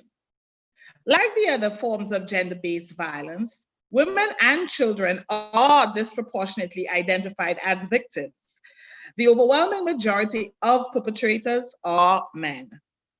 Occupational sex segregation is pervasive in the Caribbean, and this means that while the majority of the victims or survivors are women, the majority of people in the policing sector that provide immediate services to the victims and survivors are men, making it a very gendered issue with high implications for social transformation. In its June 2020 issue, the Journal of Gender-Based Violence published an article entitled Domestic Violence, Coronavirus, and the Media Narrative. The authors brought to the fore the gender inequalities and norms that create and sustain gender-based violence. And I quote, amid such a crisis, it is imperative that we continue to see the dynamics of domestic violence and abuse as both a pattern of abusive behaviors and a product of gendered social and cultural norms, rather than a reaction to a specific factor or event, such as COVID-19. The COVID-19 crisis, like many other crises, bring out an ugly global truth. Gender-based violence is still a global problem. The greatest testament to pervading gender inequality and the greatest challenge to achieving gender equality, an imperative for the achievement of the 2030 Agenda for Sustainable Development. On May 27, 2020, the United Nations Entity for Gender Equality and the Empowerment of Women, UN Women, launched a public awareness campaign entitled The Shadow Pandemic, in an effort to draw attention to the global increase in domestic violence amid the COVID-19 health crisis. Data collection on gender-based violence is either administrative, incidence-based, from service providers such as the police, health clinics, hospitals, and civil society organizations that provide direct services to victims or survivors, or prevalence-based data that reflects all persons who experience GBV, whether they report it or not. Because of the lack of trust, many victims and survivors have in services prevalence data is usually the most accurate data. Prevalence surveys have been implemented in 6 countries in the Caribbean, thanks to UN Women, CDB, and the IDB.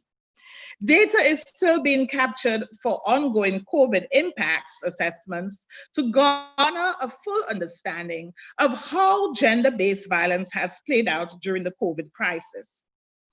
From the reports of the gender bureaus in the English-speaking Caribbean, there have been minimal increases in incidents of GBV in crisis calls and reports to the police. In Trinidad and Tobago, at least, these increases have been attributed to the recent establishment of a gender-based violence unit. In spite of this, many civil society organizations are reporting increased calls for support from women who are experiencing intimate partner violence. This trend is in sync with the rest of the world, where in countries that have strong and established GBV responsive institutions, reflected in effective referral pathways, there has been an increase in formal reports of GBV. However, in countries where the referral pathways are unclear and specific referral protocols are not established, there is an increase in extreme violence, including femicide, and an increase in crisis calls to civil society organizations that continue to provide GBV services. We are also seeing high rates of violence against children, which are in many ways connected to gender-based violence. With the exception of St. Vincent and the Grenadines, the other English-speaking Caribbean countries experienced a period of shutdown during the months of March and April of 2020. During times of confinement, when victims are locked in with their perpetrators, calling for help or reporting incidents are near impossible for victims. With the usual frontline persons like daycare center personnel, school staff, and community health personnel out of reach, victims are left without avenues for seeking help, and their only hope is often the watchful eye of an empowered, informed, fearless neighbor. This therefore begs the question, is the increase in gender-based violence in the COVID crisis as alarming in the Caribbean as it is in other parts of the world, or even higher? How would we know? In July 2020, the Central Statistical Office of St. Lucia released the results of the St. Lucia National Crime Victimization Survey. This report is very instructive in understanding the limited formal reports of GBV during the COVID crisis, at least in one such small island in the region. The SLNCVS, which is the survey I just referenced, estimates that 10.3% of the population 18 years and over in St. Lucia experienced at least one type of situation related to sexual harassment in the past 12 months. In the last incident, 81% were women and 17.6% were men, and 1.4% were intersex. More importantly, 92.5% of the cases were not reported either because they did not believe it was serious enough, that's 63.3%, or it happens all the time, 42%, for example. In other words, sexual harassment has been normalized. Frightening. If these figures relate to the attitudes of people to acts committed against them, it stands to reason that their attitudes to reporting acts of that nature committed against their neighbor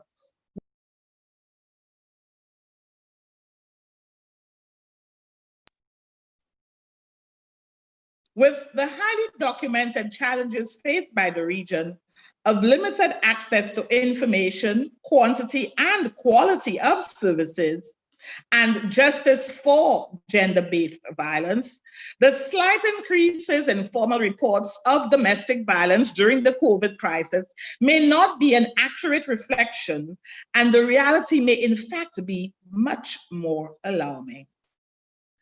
What will most certainly be revealed in the ongoing assessments of the impact of COVID on women in the Caribbean, and has been reported by Caribbean gender bureaus, is the stark increase in the number of calls to the crisis lines and the COVID support hotlines from women in particular, seeking support for basic goods and services for mere survival for themselves and their families, even to the extent that these calls have almost replaced crisis calls for domestic violence.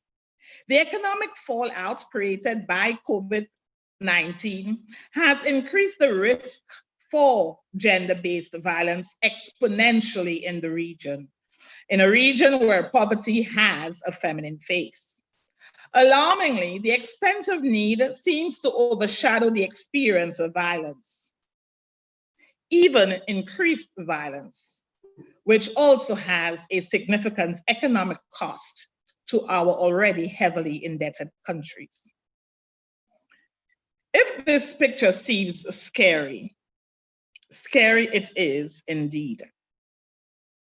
That is what unchecked, harmful gender stereotypes and gendered norms do to a society, and this is how it is exposed in a crisis.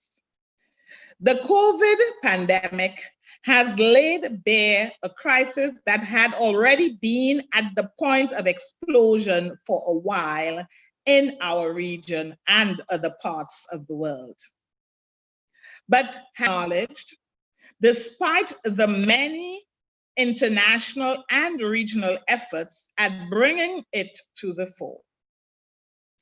If we continue to ignore the gender inequality crisis and do not deliberately, strategically, and systematically tackle the underlying gendered beliefs, norms, and attitudes, they will continue to stifle and undermine gender equality strides as much in the region as in other parts of the world.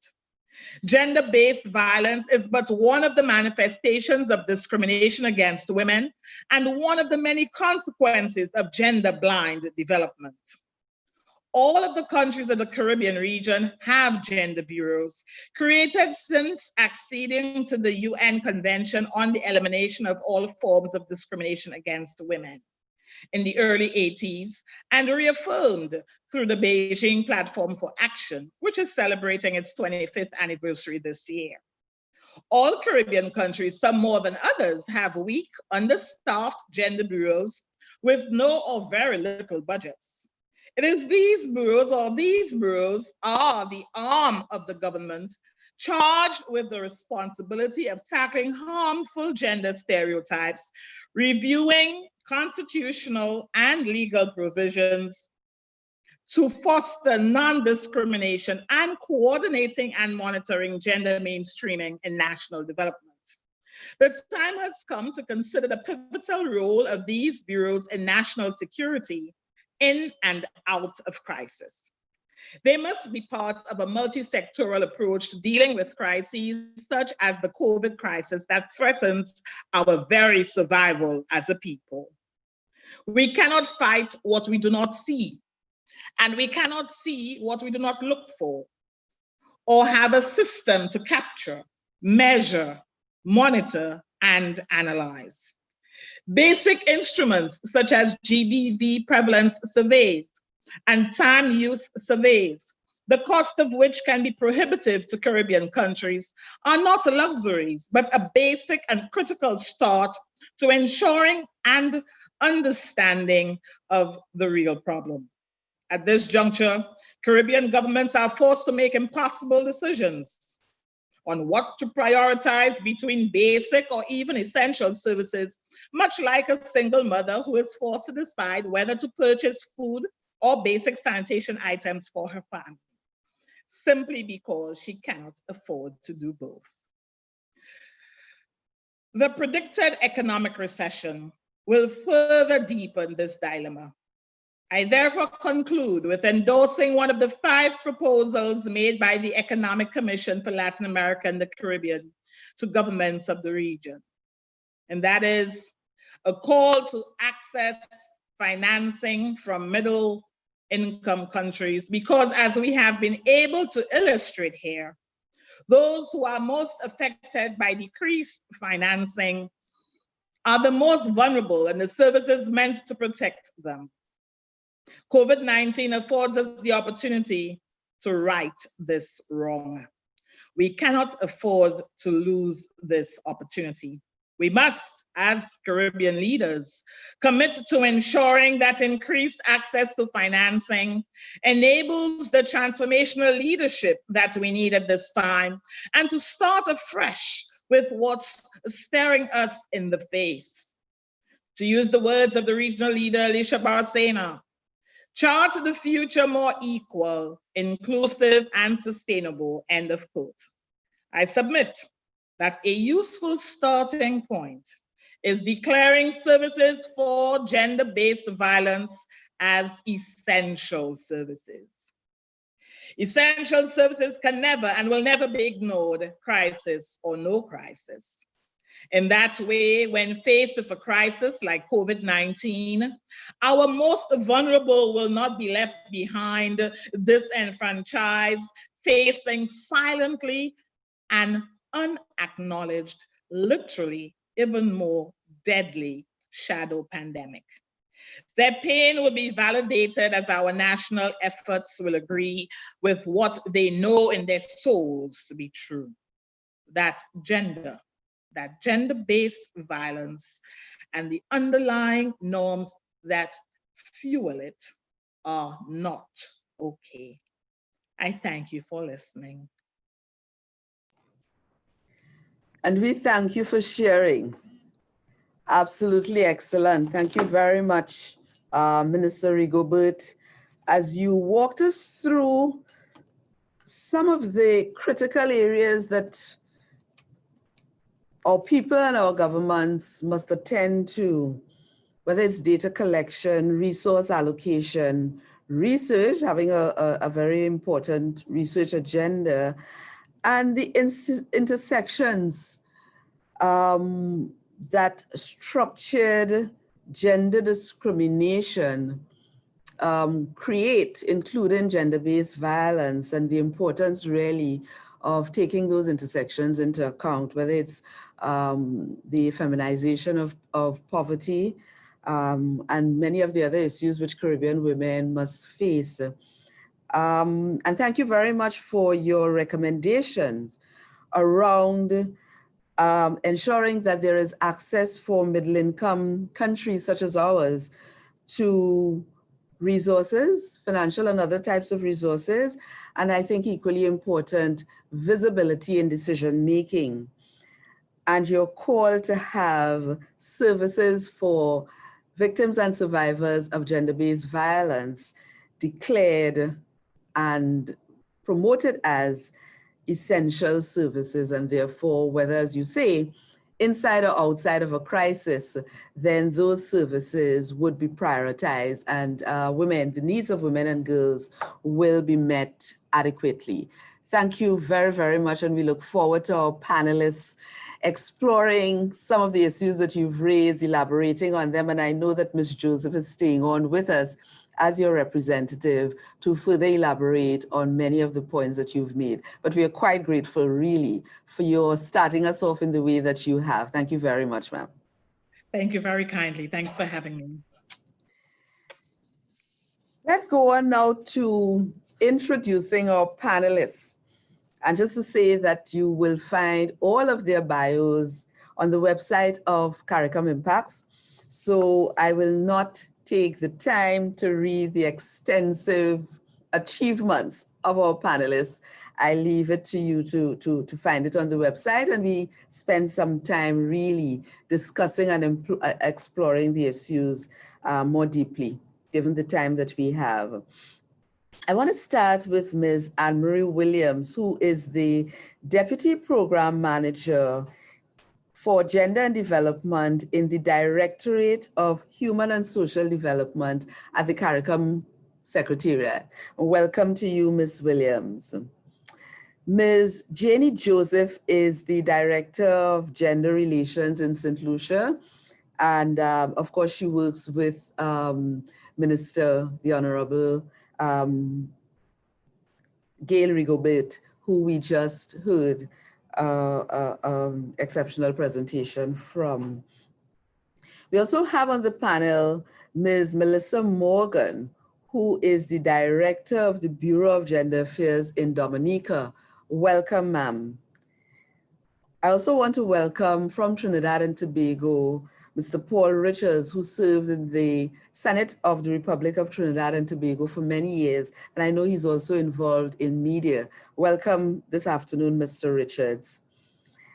And finally, Ms. Claire Guy Allen is a Superintendent of Police Acting and heads up the Gender-Based Violence Unit in the Trinidad and Tobago Police Service.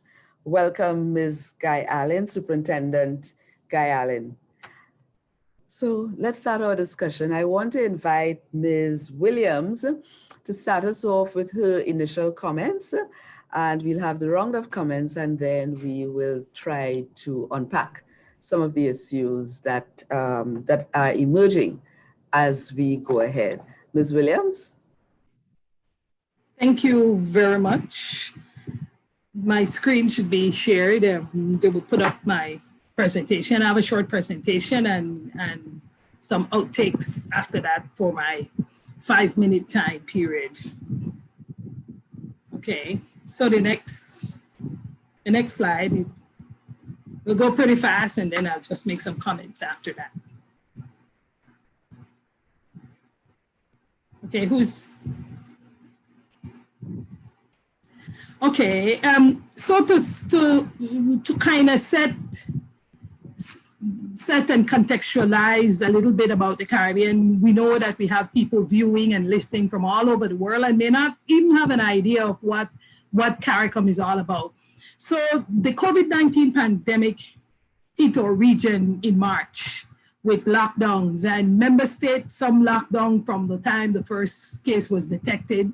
And it made people really afraid of essentially the unknown, because at that time we didn't know what we were afraid of. We know that there was this novel coronavirus, so COVID-19, and it can kill you. And a lot of people were just totally afraid. But the CARICOM region, which is part of the Caribbean, consists of 20 member states, 15 full member states and 5 associate member states. But this region is no stranger to crisis. Essentially, many of the islands are part of the hurricane belt, which is the area of the Atlantic Ocean likely to experience hurricane during the Atlantic hurricane season in which we're in right now from June to November. But many of the islands further south, such as Aruba, Bonaire, Barbados, Curacao, Turks and Caicos, are the least likely to experience hurricane. However, we note that Barbados was last hit by a hurricane in 1955, and that was Hurricane Janet. And it saw scores of people, it took the lives of scores of people, and it caused millions of dollars in damages. Yet Turks and Caicos and Grand Turk, which is especially South Caicos, they were affected by both Hurricane Irma and Maria in 2017. So of the 20 member states, only 3 are mainland territories: Belize, which I'm a proud citizen of Belize, Guyana, and Suriname. And for the most part, Belize gets hurricanes, but Guyana and Suriname, because they're largely south, they don't experience hurricane at that level. Next slide. So the region is best classified as small island developing states. Some of the most beautiful places in the world to visit. You'll talk about over 700 islands from Bahamas, talk about the white sandy beaches of Barbados. You look at the second largest barrier reef in the world from Belize, and then you look at historic places and ports in Jamaica and in Trinidad, along with this rich amalgam of people and cultures, music, food, dance, everything that is unique yet very Caribbean. But the region is remote. It's vulnerable to shocks, economic and disasters, and it's a highly indebted region of the world. Yet, the region of the world has, this region of the world has and continues to manage the COVID pandemic in exceptional ways. And I say except in exceptional ways because this region has the fewest cases compared to many other regions of the world. But we don't always get to see it on American television, but this is a time to really salute this part of the region in how they really manage the virus. But in terms of the virus, my next slide, in terms of the virus, we know that, next slide, we know that the coronavirus has exposed the fault lines of the region and the world. And part of that fault line happened to be where women are concerned with gender-based violence, the topic we're looking at this afternoon. We know that women are disproportionately affected pre-COVID, during COVID, and after COVID, they will continue to be affected. While it was difficult to get quantitative data during the lockdown, you had some women's groups and some organizations that actually got a hold of qualitative data. So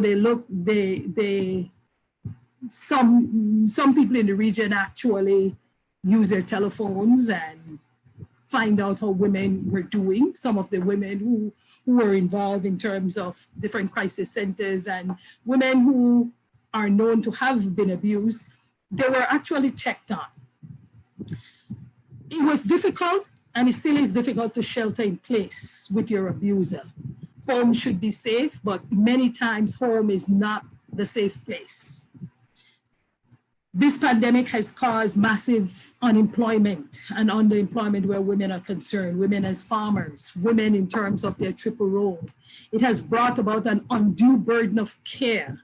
Women have to be taking care of the families. They have to be taking care of children, their children from school who are now engaged in virtual learning because school is out. They have to turn around and be the teachers, and they have to be the counselors, while many times they themselves need counseling. When we look at women's time poverty, that really took its toll during the pandemic because women had no time for themselves and no time to do other things because of all the issues that faced them. The region has had prevalence surveys, and I heard the minister talking about it and speaking about its reliability. Yes, and a very bold step by UN Women, IDB, WHO, and some other organizations brought about, and to a lesser extent, CARICOM, brought about surveys in Jamaica, Trinidad, Suriname, and Grenada is soon to launch. And the prevalence survey is telling us what, in some cases, what we know, and in some cases, what sometimes we think, we estimate, and there's no real data to put your hands on, so it's difficult to plan. But the prevalence survey is saying that it is in line with the international average, where 1 in 3 women have been or will be violated during her lifetime in terms of gender-based violence. The survey in Guyana takes us a little step back, real back. 1 in 2 women, which is higher than the global average. And so that has been exacerbated by COVID. I searched for some data, but the data, like I said before, it wasn't forthcoming because naturally during this time of the lockdown, it's not the right time. But women have reported that they have been abused. They couldn't come out their houses. They couldn't report it. There are some member states in the region that said, well, we didn't have more cases. But then you have to look at it. Yes, you had more cases. The women couldn't report. And also, too, they were locked down with their abusers. So how can they really tell you that?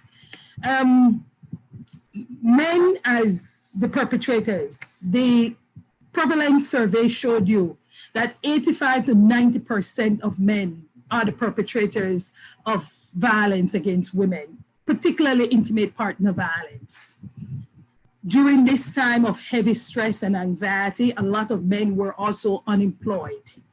Those who have had a drug addiction or who have been involved in alcoholism, it has increased during this time of the lockdown. For women also, let me say that it was especially difficult for a lot of them because this region is heavily dependent on tourism. A lot of CARICOM has tourism as its major earner. For that reason, we know that a lot of women work at the lower rungs of the tourism ladder. Because of that, no tourists are coming, there's a lockdown, they were the first to go home. And so it has caused undue stress and undue burden on the families. Next slide. What happened to women during this time? Because of the lockdown, there were a lot of women who couldn't get access to sexual and reproductive health services. Contraception was a no-no for a lot of women. Women who were pregnant in terms of prenatal and antenatal services. Some of them were so afraid to go to the hospitals because they thought that they would have contracted COVID virus, so they didn't go. Psychological support for both men and women. The lockdown, a lot of people might be saying, oh, you know, I'm afraid, I'm staying in. But if you already have some sort of a depression, then it is exacerbated by the lockdown. So much so that one of the gender experts in Canada say people will die less of COVID and more from the lockdown. And it's really a real issue. We noticed that reporting mechanisms were not possible, of course, for women to seek those services. Intimate partner violence during pregnancy. A lot of women who were pregnant, they were in double jeopardy. It's been shown that 1 in every 5 to 6 women during pregnancy is severely abused by their intimate partner, which sometimes lead to miscarriages and abortions. When you think about what women had to do also for the family during this time, children, they had to take their children for their immunizations. A lot of children have skipped their immunizations in this very region, and that will hamper in terms of herd immunity for like measles and some of those diseases that we thought were long eradicated that are coming back. So therein lies the danger. For men, some of the men who are abused by women, because yes, men are abused too, they were afraid to report. Guyana never had a complete lockdown, but I met a man 2 weeks ago and he said to me that he wanted to go to report to the police station that he was being verbally abused and psychologically abused, and he was locked out the house, but they would have laughed at him. And so that continuous stigma and part of that discrimination. And so men seldom seek help. There was this exceptional program that was run as a pilot, I think in 2010, thereabout, Batterers Intervention Program. And there were several Caribbean islands that were a part of it, about 10 to 12 of them. It was a court mandated program. Many of them finished the program, but another cohort has not been run since. And so when when we look today at what is it that we want to do post-COVID and what we need to do, some of the recommendations we already know, but the political will has to be there to make sure that these things happen. We need to really think about gender responsive policies to address a comprehensive referral pathway in terms of providing services for victims and survivors. Prevalence surveys have to continue in the region because we need to get the data. And the surveys right now in Trinidad and Tobago, Jamaica, and Guyana show that less than 10% of victims report to the police. Therefore, if a victim checks herself into the hospital, there must be other safe places that she can report other than the station. When reporting is done, there must be mechanisms whereby the data is recorded so that it can be properly disaggregated or passed on to the proper authorities for disaggregation. Minister Rigobert spoke about time use surveys, which can adequately show which can actually show how women's work need to be valued. And it's an important part of the Sustainable Development Goals. Goal 5, which speaks to gender equality and women's empowerment, looks at time use survey under indicator 5.4.1, which talks about women's unpaid care work and domestic work. And I'm really proud and happy to say that UN Women, in conjunction with CARICOM and some other agencies, are looking at really getting data under a first-time voluntary time use survey that will be tacked on to different countries' censuses in the region for next year. I know right now that 5 of the countries in the region have volunteered to actually exercise and facilitate the time use survey during their censuses. So there will be that kind of data for us to try to see how we need to value. We already know why, but how we need to value and put a price on women's unpaid care work. And those are some of my recommendations. I know we have 5 minutes, so I want to stop there, give the other people a chance, and then we come back for the round of questions and answers. Madam Moderator, thank you. Thank you very much, Ms. Williams. Much appreciated. And thank you so much for introducing into the discussion pretty early the business of women's increased burden of care during this time. Thank you very much for that. I want to invite Paul Richards now to give us his opening comments, please.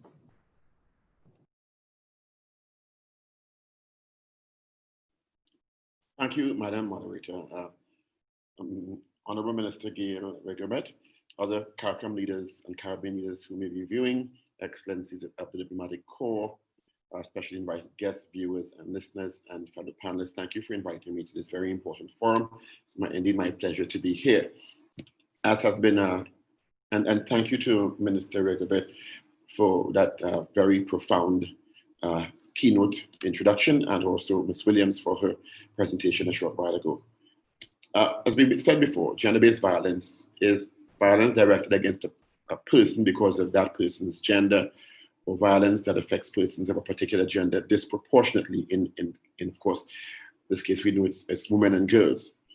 It's understood as a violation of basic human rights and a form of discrimination against women, including physical harm, sexual harm, psychological harm, economic harm, suffering to women, girls, and boys primarily. It also includes many forms and focus of sexual violence, including physical, sexual, psychological, domestic, sex-based harassment in workplace and other scenarios, female genital mutilation, forced marriage, and more recently and more profoundly, online violence and also political violence. It's underscored by many of the crises that have been spoken about in reference earlier on in terms of our ability to transcend natural disasters and crises in the Caribbean region, including natural disasters, hurricanes, and earthquakes. Poverty, economic challenges, which many of the CARICOM member states face, which are exacerbated by COVID-19, civil unrest, the war on drugs and its effect on societies, drug dependency, and also political violence and victimization. Violence in any form is learned behavior. It's socialized in us from what we see here, taught overtly and covertly, subconsciously and consciously. It is learned behavior. It is socialized into us, and it's what many societies tell us. What is modeled as appropriate until society tells us it's wrong. It's illegal. Put systems in place to prevent and stop the behaviors and bring the perpetrators to justice and remediate many of the dire consequences. The American Center for Disease Control indicates in the CDC's National Intimate Partner and Sexual Violence Survey 2017, that as many as 275 million children worldwide are exposed to violence inside the home. 11.3 million globally in developing countries. 1 in 3 women and 1 in 7 men have experienced significant and severe physical violence at the hands of their intimate partners. The organization Equality Now, which was launched in 1992, describes the issue of sexual violence as a global shame. Just to quickly give some statistics in Trinidad and Tobago. In 2020 alone, we've seen the heinous and brutal murders of several women at the hands of relatives and partners between 2000 and 2019. According to statistics provided by the Trinidad and Tobago Police Service Crime and Analysis Unit, there have been 743 women murdered, 2019 being the highest number, 63, 2008, 54, 2017, 52. In Trinidad and Tobago, we recorded 743 murders of women between 2000 and 2019. 36.3% of those were attributed to domestic violence situation. And we know this is a very unreported crime, so it's actually higher in reality. There's also a rape issue and a sexual violence related to rape, where there were 6,045 reported rapes between 2000 and 2019. And the most startling aspect of that is of those reported rapes, 73.4% of the rapes occurred in women and females between the ages of 7 to 24 years old. Of the 6,047 rapes, there were only 1,455 convictions, or 24%. UNICEF 2000 outlined the devastating effect of intimate partner domestic violence on children, which is well now documented. Children who grow up exposed to violence in the home may suffer a range of severe and lasting effects, including exhibiting risky behavior, delinquent behavior, suffering from depression, poor performance in education, and severe anxiety, and in some cases likely to perpetrate the model behavior moving along. As many as 275 million children worldwide are exposed to violence in the home. And they are more likely to use violence at school or in the community in response to perceived threats and antisocial interactions, more likely to attempt suicide, more likely to become drug users dependent, more likely to commit crimes and truancy in their adolescent years, and sexual assault, more likely to use violence to enhance their reputation and self-esteem, and more likely in some instances and circumstances to become abusers themselves later in life. So I'll pause there to keep it concise, because I know we want to get along to the panel and discussion later on. And I hope that we have a fervent and engaging discussion, because I think it's a fantastic forum to show that the Caribbean region can, in addition to what the guidelines and research and analyses presented by World Health Organization, etc., can come up with our own solutions. Very often we are handed down solutions and protocols. 8 countries, see FATF, and FATCA. And it's time that we as a region start to standardize our protocols across the region and ensure that we can glean the data to show successes and shortcomings to form and formulate our own solutions in a sustainable fashion. Thank you very much. And we thank you very much, Mr. Richards, for that presentation, and for also pointing us to the fact that this region has a history of really being able to impact the international situations that affect people all over the world. and that this is our moment once again to provide that leadership. Grateful for your contribution. I now turn to Ms. Melissa Morgan, who's the Director of the Bureau of Gender Affairs, Director, Bureau of Gender Affairs in Dominica. Ms. Morgan, we welcome your contribution at this time, please. Good afternoon, everyone. Excellencies, honorable ministers, Madam Moderator, fellow panelists, listening audience, good afternoon. I am very honored to be part of this esteemed panel to discuss the impact of crisis settings on gender-based violence. And I felt that my fellow panelists so far gave a good job of introducing the topic. Gender-based violence, and especially sexual violence, and in our case in Dominica, domestic violence, continue to be among the most challenging human rights and security concerns. Global research and regional research has shown that incidents of gender-based violence characteristically rise in crisis and post-crisis settings. It increases during every type of emergency: economic crisis, conflict, disease, disaster, and the list goes on. Pre-existing toxic social norms and gender inequalities, economic and social stress caused by the COVID-19 pandemic, coupled up with the restricted movement and social isolation measures, have led to exponential increase in gender-based violence. Many women, as was previously stated, are in lockdown at home with their abusers while being cut off from normal support services. Although we have not yet been able to fully capture the relevant data as it pertains to gender-based violence and the impact of COVID-19, the causes of violence are prevalent. They include impacts of loss of employment on the household, disruption in physical services, increase in drug and alcohol abuse. Post-Hurricane Maria in Dominica and Tropical Storm Erica in 2015, we noticed that a lot of men employed unhealthy coping mechanisms to deal with the emotional stress associated with loss or things that they had that were no longer, as you would say, normal. Additionally, the women trapped in homes with abusers tend to shy away from reporting due to several reasons. There may be lack of privacy to report through virtual methods, social networks are disrupted or destroyed, local services providers are challenged to respond, especially in our small island context where we are already operating at limited capacity. And very unique, post-Hurricane Maria, we felt that a lot of women delayed reporting or they did not report because they felt some sort of remorse for perpetrators who had lost everything. Collecting data to demonstrate the prevalence or incidence of gender-based violence before, during, and after disasters or pandemic settings is very challenging due to underreporting, and there has been difficulties in capturing and recording incidents and discrepancies between data collection and analyzing methodologies. However, it should remain a priority.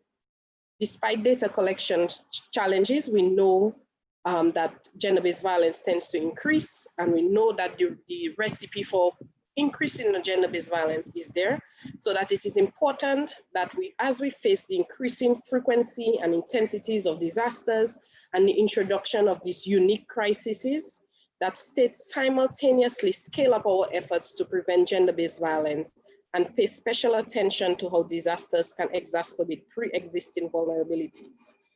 Gender-based violence that occurs in the context of natural disasters or even in pandemic settings is usually neglected, especially by disaster management and other gender-based violence actors.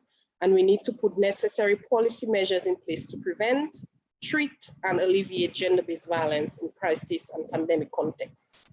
Governments must put stronger measures in place, such as designating shelters, hotline, emergency services, and supporting the police, justice, and health sector during lockdowns. It is vital for strong, comprehensive referral pathways, multi-sectoral coordination between health, psychosocial support, security, legal services to be functioning for longer term and community-based support system for survivors to be initiated. I hope throughout the panel we can explore other lessons learned across the region on gender-based violence and the impact of COVID-19. Thank you. Thank you very much, Ms. Morgan, for pointing us really a little bit more in terms of how women experience gender-based violence in situations of crisis historically in our region, and some of the solutions that we have to put in place to protect women and girls in particular, and all people who are affected by gender-based violence. And I want to invite Superintendent Claire Guy Allen of the Trinidad and Tobago Police Service. Superintendent Guy Allen, as I said earlier, heads up the gender-based unit of the Trinidad and Tobago Police Service, and we look forward to your contribution at this time, ma'am. Thank you. Honorable Minister, Moderator, other invited guests, the listening public, good afternoon. On behalf of the Commissioner of Police of the Trinidad and Tobago Police Service, I would like to say thank you for allowing us the opportunity to be a guest on today's panel discussion in your conference. With the advent of the Gender-Based Violence Unit within the TTPS, this has propelled a continuous national conversation about sexual, gender-based violence and domestic violence, something we have never experienced before in our country. The Gender-Based Violence Unit was launched in Trinidad and Tobago Police Service in January the 21st, 2020. We have seen our work influence the judiciary of Trinidad and Tobago, the Attorney General's office, the Office of the Prime Minister, by way of committees being formed to address domestic violence on a national level, to recent pertinent amendments to the current domestic violence law in Trinidad. We have also seen the public discuss domestic violence and sexual gender-based violence like they have never done before. Discussions on radio, TV programs, and all avenues. The Commissioner of Police, he has a very great vision in that he has recently launched what he calls within the TTPS, the Special Victims Department. And in that Special Victims Department, it will incorporate the current Child Protection Unit that we have within the TTPS and the Gender-Based Violence Unit, along with our new unit, the Sexual Offences Unit. The Gender-Based Violence Unit within Trinidad and Tobago, it was created to assist in achieving the Sustainable Development Goals, also known as the Global Goals adopted by the United Nations member states in 2015. What is different about this unit? Most persons did not treat sexual, gender-based, or domestic violence as crimes. Domestic violence was viewed in Trinidad and Tobago, and like in most of the Caribbean country, as a family or social issue. Some police officers even had that feeling, but that is no longer so. We have changed the dynamics with the formation of the Gender-Based Violence Unit. We at the TTPS now, we investigate domestic violence report, we arrest and charge perpetrators, and we take them before the courts. We understand the need for offenders to be charged. We also understand the need for preventative work within the community. And the gender-based violence has employed a heavy case management model where, dealing with domestic violence reports, we do follow up with the victims from the beginning of the report to the court stage and thereafter. We try to have a dynamic referral process. Within the Trinidad and Tobago Police Service, we have the Victim and Witness Support Unit. They assist victims of other crimes as well as domestic violence in the psychosocial way. Because you can well imagine how a victim feels after domestic violence. We, within the TTPS, we make arrangements to transport victims to place of safety or shelter within the Trinidad and Tobago society. And these places remain unknown to the perpetrator and third parties. Victims are also warned to keep the location private. GBVU officers conduct continuous follow-up action to ensure the confidentiality and confidence to the victims. Perpetrators in some instances are also referred to the Victim and Witness Support Unit, and follow-up is done to ensure that same is also performed. We also ensure that victims, as well as the perpetrator, when protection orders are issued before the court, we remind them of the conditions that they are prohibited from, the conduct that they are supposed to be prohibited from doing. We remind them of that ever so often. And that reminding people is critical, it's important. Right? The Trinidad and Tobago Police Service, especially the Gender-Based Violence Unit, welcome the initiative and look forward to leading the way in the implementation of integrated, quality, and accessible service and preventative approaches to sexual gender-based violence and domestic violence crime. COVID, the COVID response, that is the talk in everyone's mouth these days.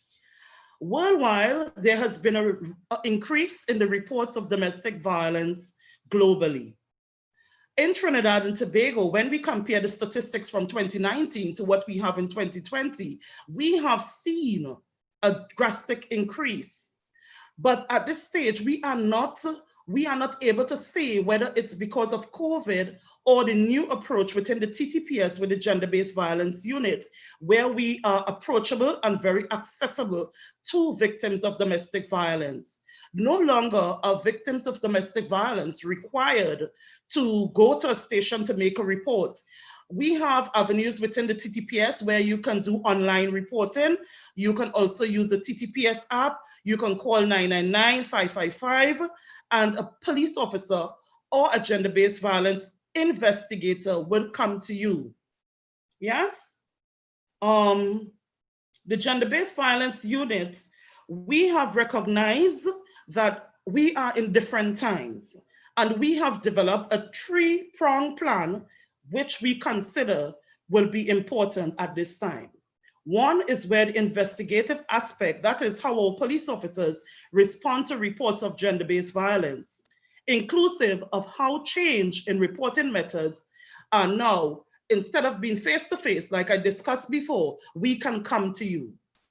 Secondly, we have the psychosocial support system to assist the victim in getting to a safe home away from the physical attack or the victim or the perpetrator. Thirdly, we have interagency collaboration where we examine the domestic, where we had contributed, the TTPS contributed to the newly amended Domestic Violence Act. We assist in policy development nationally in Trinidad and Tobago. At the Gender-Based Violence Unit, we can say that we are specially trained in dealing with victims of domestic violence. We also ensure that officers, we keep a manual. We have the couple section within the TTPS, which is a national statistics recording mechanism in Trinidad and Tobago. But at the gender-based violence, we also ensure that we keep a proper record relative to what is happening during this pandemic moment. Because we understand that, you know, sometimes there can be interruption in the civilians, where during the COVID period, civilians were working shorter hours and that kind of thing. So we had a second mechanism in place to ensure that the data collection is actually important. What I can say is that in Trinidad and Tobago, the Gender-Based Violence Unit, we steadfastly, we investigate, and we promise the society we'll try our best to see whether or not we can make Trinidad and Tobago gender-based violence free. Thank you. And thank you very much for your service, Superintendent Guy Allen. Thank you. And thank you for information on how your unit is really trying to address the situation of gender-based violence, and as you say, make us all feel so much more comfortable in reporting to the police, because from all that we've heard this afternoon, of course, what we know before, women in particular are less likely to report to the police service, not only in Trinidad and Tobago, than they are to go to, for example, women's organizations and shelters and so on, and call hotlines to report their situation. And so it's important that we have some turnaround in terms of building public confidence in our public institutions, such as the Trinidad and Tobago Police Service and all the police services across the region. I want to get us to the point of discussing how to incorporate women and gender equality in the management of our crisis response across the region. But before I get there, I have a specific question for Ms. Morgan. And the question is, how did Dominica deal with the aftermath of the hurricane and now COVID-19? Ms. Morgan? Thank you. It has been very challenging. Most of the persons, who were first affected or mostly affected by Hurricane Maria are the first ones now who are feeling the brunt of COVID-19 economically. COVID-19 is having a negative impact on tourism, trade, productivity, and this translates to a reduction of cash flow in the household. So soon after Hurricane Maria, we are now confronted with an unprecedented new challenge, which is going to further exacerbate the inequalities faced by the most vulnerable and the poor. So some of the things that we have done to kind of mitigate against the impact, especially post-Hurricane Maria, as it pertains to gender-based violence, is one, we worked on strengthening our referral pathway. Survivors of gender-based violence require a wide range of services, from legal, psychosocial support, housing, counseling, among others. So it was important that we strengthen our partnerships of collaboration and coordination among various agencies. We worked on increasing the visibility of available services for victims. There are a lot of services, offered by not only government agencies, but also civil societies, NGOs. So it was important that we increase visibility to the service for the survivors. We ensured that female-headed households benefited from cash transfer programs post Hurricane Maria. UNICEF, as well as the World Food Program, supported us for a joint emergency cash transfer program. We ensured that female-headed households benefited from that. So UNFPA supported us with the referral pathway, as well as increasing awareness in select communities on gender-based violence. So we trained a lot of community leaders in providing psychosocial support, gender-based violence, services or support services available for gender-based violence, so that we could increase community ownership and community policing and community support services, strengthen community support systems for persons affected by gender-based violence at a community level. Thank you. Thank you. Thank you very much. Thank you very much, Ms. Morgan. Much appreciated. Like I said, I want to turn to the question of how we, I suppose in terms of recommendations, how we incorporate, because I'm sure that we all agree that governments must take the lead really in combating and eventually getting us to a point of eliminating and preventing gender-based violence from occurring. How do we incorporate women and gender equality in the management of our crisis response? And I want to toss this question to Ms. Janie Joseph from St. Lucia. Given the point that Minister Rigobert made in terms of ensuring that services for victims and survivors of gender-based violence are considered essential services, and given that they're going to be considered essential services, they're ongoing, they're adequately resourced, et cetera, how do we integrate and incorporate women and gender equality in our crisis response for COVID and beyond? Okay, thank you very much for that question.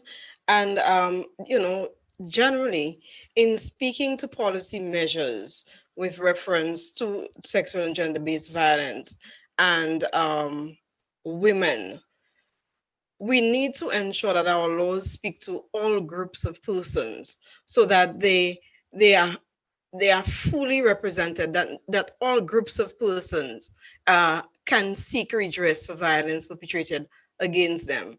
We have to ensure that there are clear guidelines for the police in intervening in situations and for the other agencies that provide these services. We have to ensure that our GBV referral pathways, that these are strengthened, as has been said over and over again, and increasing, of course, these services for perpetrators as well. We have to ensure that there is strengthening of coordination services for gender-based violence, communication strategy for gender-based violence, especially in crisis situations, both internal and external communication.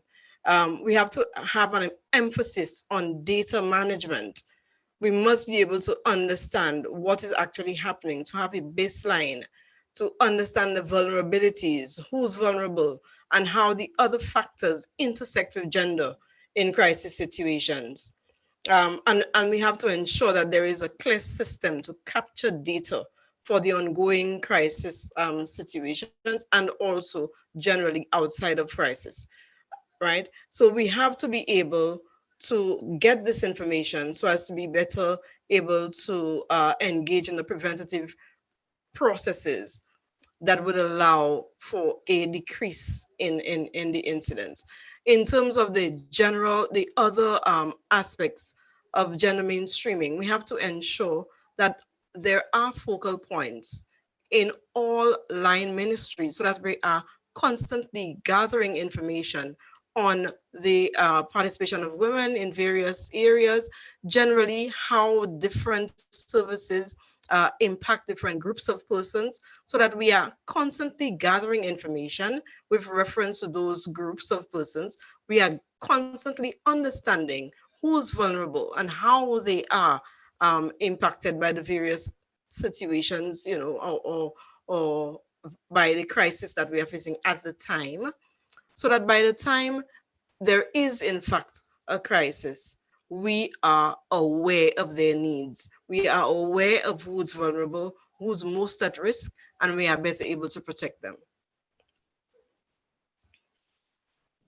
Thank you very much, Ms. Joseph.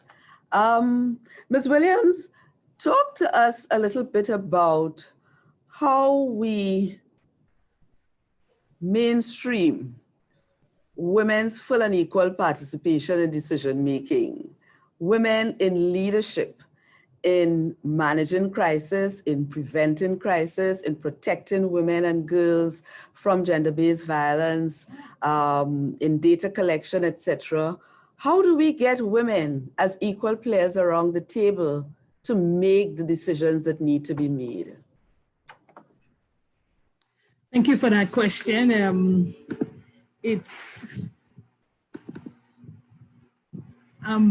I'm smiling because that has been a sore point for me from so long.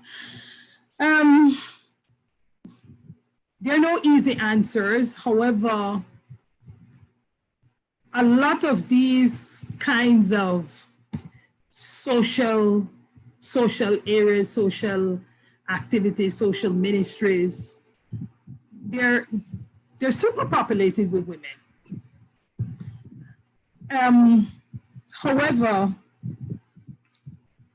I don't think that women feel. Sometimes women feel like they're poised to take on the challenges, and it's unfortunate, but unlike a lot of the other ministries, the social ministries tend to be populated, like I said before, with women. But sometimes it's the kinds of services that's available, and sometimes these ministries and these departments and these agencies are very much understaffed, they're under-resourced, and sometimes women don't always say exactly what they need and seek to get what they need. It's all under the guise that, well, we don't have any money and everything is not as it should be, and we go along. But I feel that if we hold governments accountable to the fact that, let's take, for example, all the member states in the region have signed on to the Belém do Pará Convention, or the Convention to Punish and Eradicate Violence Against Women and Girls. And that speaks to governments taking a zero tolerance approach to violence. We don't hear any of the countries in the region push that stance. We don't hear it being talked about.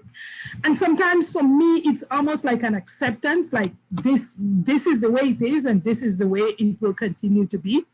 And so that is one thing. The other thing is that we need to realize that as women, I'm not saying that men will not do it, but sometimes I feel like if domestic violence and gender-based violence was a disease that only affected men, we would have had a cure a long time ago. and so sometimes I really wonder what is the situation. And I come down to the point that it's because of the resources, because we have a lot of women who work hard and who work in these industries. And also too, I feel though, a bright spot might be, and it's time to look at it, a bright spot might be that there's a Spotlight initiative that, I'm not sure if you heard about it, but the Spotlight initiative actually, by virtue of the name, spot the light on gender-based violence, eradicating violence against women and girls. And 6 countries in CARICOM region have got millions of euros to combat family violence. And this is an excellent jumping off point to see how those countries will come out. What is the kind of leadership that women will use to try to eradicate violence? And it's not only something that women should do, but I feel that a lot of the political will is lacking, because when your women are not safe, then your community and your country is not safe. I'm not sure if that answers your question, or I could elaborate more. Thank you. No, thank you very much for your response. I went to the question of women's leadership because I think we collectively have to redefine what leadership is. We've talked this afternoon about how women feel more comfortable and safer reporting to crisis centers, hotlines, et cetera. And we know across the region that these civil society organizations and initiatives are largely populated and led by women. And yet, you have the problem of these institutions being under-resourced and only brought to the table when humanitarian aid is required to be distributed and so on, as we've seen during this COVID pandemic. And so it's important really that we give greater attention and focus to the business of how women's leadership can be properly utilized in a timely way at the highest level, really to bring the relief and the change that we talk about throughout the region. But I know that we have to spend a whole lot of time on a list such as this, which we do. Can I add something else quick, as you said, at the highest level? Can I add something quick, as you said, at the highest level? Of course, yes. Okay. When we talk about at the highest levels, the situation will not change until we continue to have more women in elected politics, until we continue to have women at the highest decision-making levels, where decisions are made over our lives, in the halls of power, in the halls of our national assemblies and our parliaments, because we know that a lot of the decisions are made at that level, and all the decisions are being trickled down to say, well, you do this, you do this, you do that. And the level of the model of leadership is still all male. and usually women are brought in to clean up. If you look at a lot of the national committees for COVID and things like that, a lot of them are spearheaded and overpopulated with men. And this is why a lot of them, the right gender focus is not being taken or being addressed, because this is not an area that men study, or a lot of them aren't even interested in. But it's an area that we find today that it exposes all the fault lines, because how can women be disproportionately affected by COVID, yet there are no gender responsive measures to adequately address it? But when you have more women, and women who are in tune, not just women for women's sake, but women who are in tune and know what it's like to promote gender equality, and know why 51% of the voting population must be alongside, or 50-50 must be alongside each other, then and until then we will move forward. And it's not good enough to say that oh, we have lots of women at middle management and so, or we have lots of women in university and it's going to change and all that, but it's taking too long because women still don't get the top job. They still don't occupy that position that they can say, okay, this is how we're going to do it. This is how we need it to be done. And people just go along. And I think the time has come for us to stop going along, but to make sure that we effect change using the kinds of leadership, the leadership that will actually transform how we do business and transform our development, which is transformational leadership. Thank you very much, ma'am. Yes, Mr. Richards, I was coming to you to ask for your thoughts on the question around how we incorporate women and gender equality in the management of our crisis response. Thank you. Thank you. You know, as the lone member of the panel, male member of the panel, it's interesting to hear the discussion, and I have a theory that things stay the same because it facilitates status quo. Status quo is also learned. Societal status quo is learned. We've grown up in structures, we're from colonial backgrounds where certain structures facilitate certain experiences in society that benefits X as opposed to Y.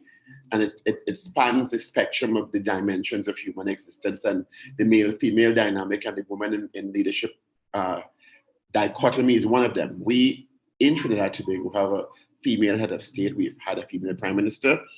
We have we've had Parliament has just been prorogued. We've had a female Speaker of the House, a female President of the Senate.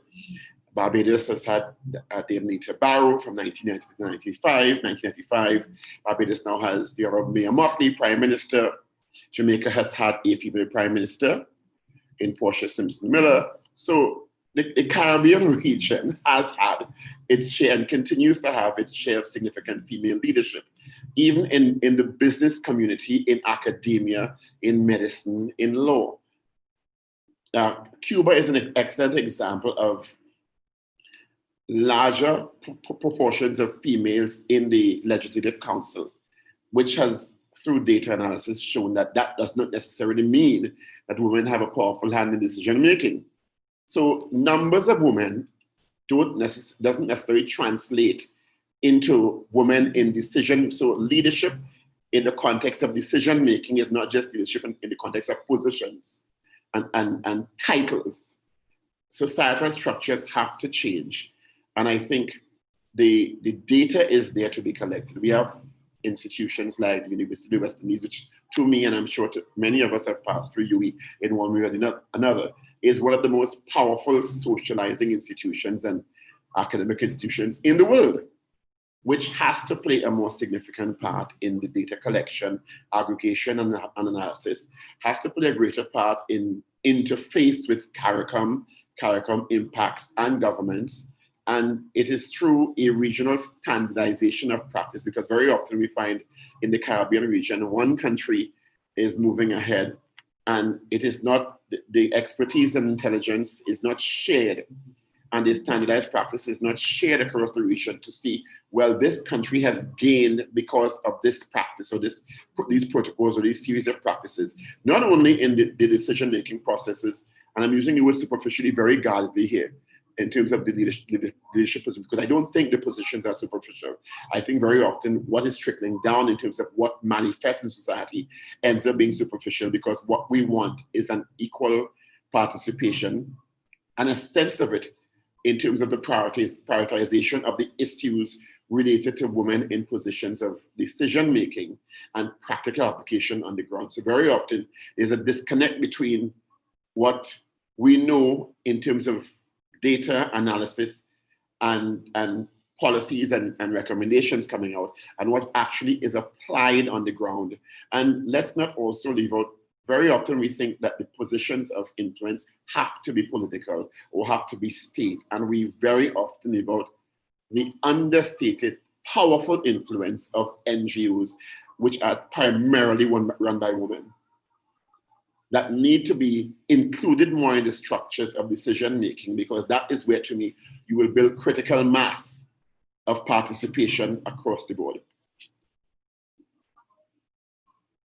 Thank you, Mr. Richards, much appreciated. And just if you permit me to add that what is fundamentally needed is a women's rights agenda, which will inform all of our decision making. But we continue to pursue our efforts to get it right.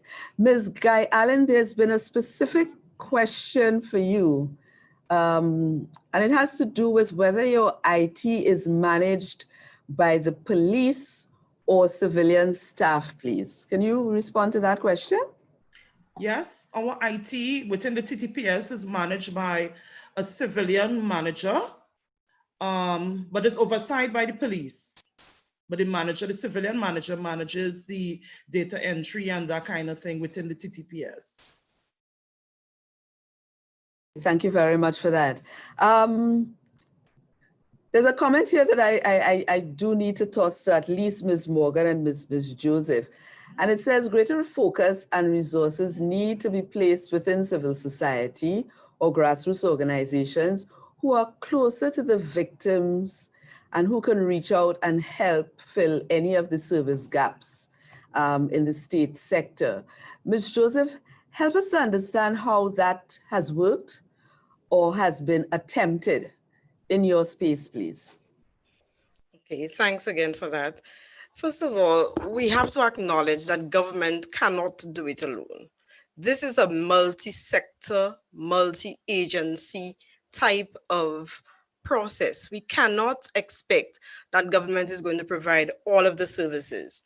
What's important is to ensure that the civil society organizations that are engaging in providing services are providing services that are regulated, that are monitored, that they have the necessary resources that they need for capacity to be dealt, that to be built, sorry, and that they have the access to the formal systems. They have access to the referral to the formal systems that do exist.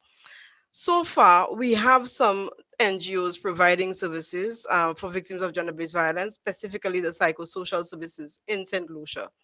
And those psychosocial services that are provided by the NGOs, in some instances, they are the only institutions providing those services. So they are very, very important partners. The important thing, however, is for government and civil society to be working together, because like I indicated to you, government alone cannot do it. So the language has to be consistent so that they don't, the persons requiring the services, victims and survivors, do not feel that they are going to an NGO as opposed to government services are not adequate, but instead that they feel that they are also being served by NGOs, so that our language, as I indicated, is very consistent. So our experience with most of the NGOs who provide those services in St. Lucia have been good. We have a good a relationship with them, in the sense that they are part of the collaborative processes that we have. They're usually involved in stakeholder meetings that we have. benefit sometimes from the various capacity building initiatives that we have. However, I would support the move to provide greater resources for those agencies, because as the contributor rightly said, they are very much closer to the victims than sometimes the formal services that are not necessarily within the communities where the victims actually are. So providing additional services and resources to them would allow them now to be able to provide more comprehensive service to the victims that they serve. Thank you very much. Ms. Morgan, can you share your thoughts? I do agree with the comment as well. You know, as I stated earlier, survivors have multiple needs. You know, they need counseling, legal support, psychosocial support, all the help that they can to kind of bounce back, you know, from the trauma that they were exposed to. And most of the times, you know, civil society organizations, you know, lack the necessary resources, both human and financial resources, to provide the support needed. They have, although despite the fact that, you know, they have increased presence at a community level, they sometimes have greater insight into the types of challenges and issues and different types of gender-based violence affecting the community. So they do need the necessary support in order to provide the necessary services. Post-Hurricane Maria, in our experience, you know, in that crisis, the local NGOs and civil society was able to provide needed services that we as government agencies sometimes could not provide. So they were able to enhance, you know, the support that survivors could have access to. We experienced the same after post-COVID-19 or during the impact of COVID-19, you know, during lockdowns and social distancing, where NGOs were able to, you know, provide much needed services like safe housing, counseling, and all of these services that were priority at the time. In the past, you know, for our office and at a ministry level, we were able to provide, you know, training, training in gender, psychosocial support, and other. But I do agree that greater resources need to be placed, especially financial, so that they are able to execute their program. Well, Madam Moderator, one of the things gifts my father gave me is to listen to what is usually not being said in society as opposed to what is being said. And one of the challenges that exists is the optional nature of the state's interaction with civil society groups and NGOs at various levels. And if this were formalized more at a state level in terms of what the NGOs and faith-based organizations and civil society groups are providing, there can be so much better use made of this vast human resource by the state, as opposed to it being optional and sporadic and inconsistent, as we see in many jurisdictions. Can I add something there? If it's yes? Yes. Okay. I really feel the issue with civil society, although they do great work, it's the funding. A lot of funding has dried up over the years, and there's a danger in government giving civil society funding. Funding, the kinds of funding that will really be meaningful. Governments would give civil society a subvention and they would want to control them. And a lot of times the might of civil society is not felt when it should be felt, because they're strapped, because he who pays the piper eventually calls the tune. And we have to find a way how we could really have civil society become sort of independent so that they can carry out their work. Yes, they do good work, and as long as if it's to work in a situation to complement what government is doing without any fuss or problems, that's okay. But that is not the only role of civil society. Civil society is there to hold government's feet to the fire. And oftentimes that is missing, and that is what many countries in the region really need right now, because civil society is losing its might, and it's all because of the money. Thank you very much, Ms. Williams. As you know, we're committed to ending the session in the next 10, 11 minutes. And so I want to quickly get any specific thoughts or recommendations that you may have on what priority areas our regional governments should focus their attention and their resources on in responding to sexual and gender-based violence in the COVID era, in the COVID moment, so that we can leave with some, having contributed to the discussion that will be ongoing at the higher level when our heads exchange their views and so on. So let me start with Ms. Joseph of St. Lucia. Any specific recommendations in terms of priority focus for our governments? Definitely. Including your government. My government. All right. First, for sure, to increase social protection budgets, to include income support and cash transfers to the most vulnerable, increase the resources for data management, and something that we've been saying throughout this entire conversation is to strengthen the comprehensive GBV referral pathways, especially in services for perpetrators as well, increasing safe housing, especially during this time, considering that we are talking about increases in GBV, and at the same time, very few services for us to actually, deal with the increases. So increasing the safe housing options will lessen the burden also on the other small agencies such as the NGOs that are trying to provide that service. Thank you very much. Superintendent Guyalin, do you have priority areas of priority that you want governments to focus on? Well, I think this conference is a start in bringing awareness to the public. This will definitely help in reducing violence in one way or the other. One of the things that I find that is very important is that we should not only focus on the victims and the survivors. We need to focus also on the batterers, and we should have at the national and even at the NGO levels programs for batterers so that we can have effective modification of behaviors from persons.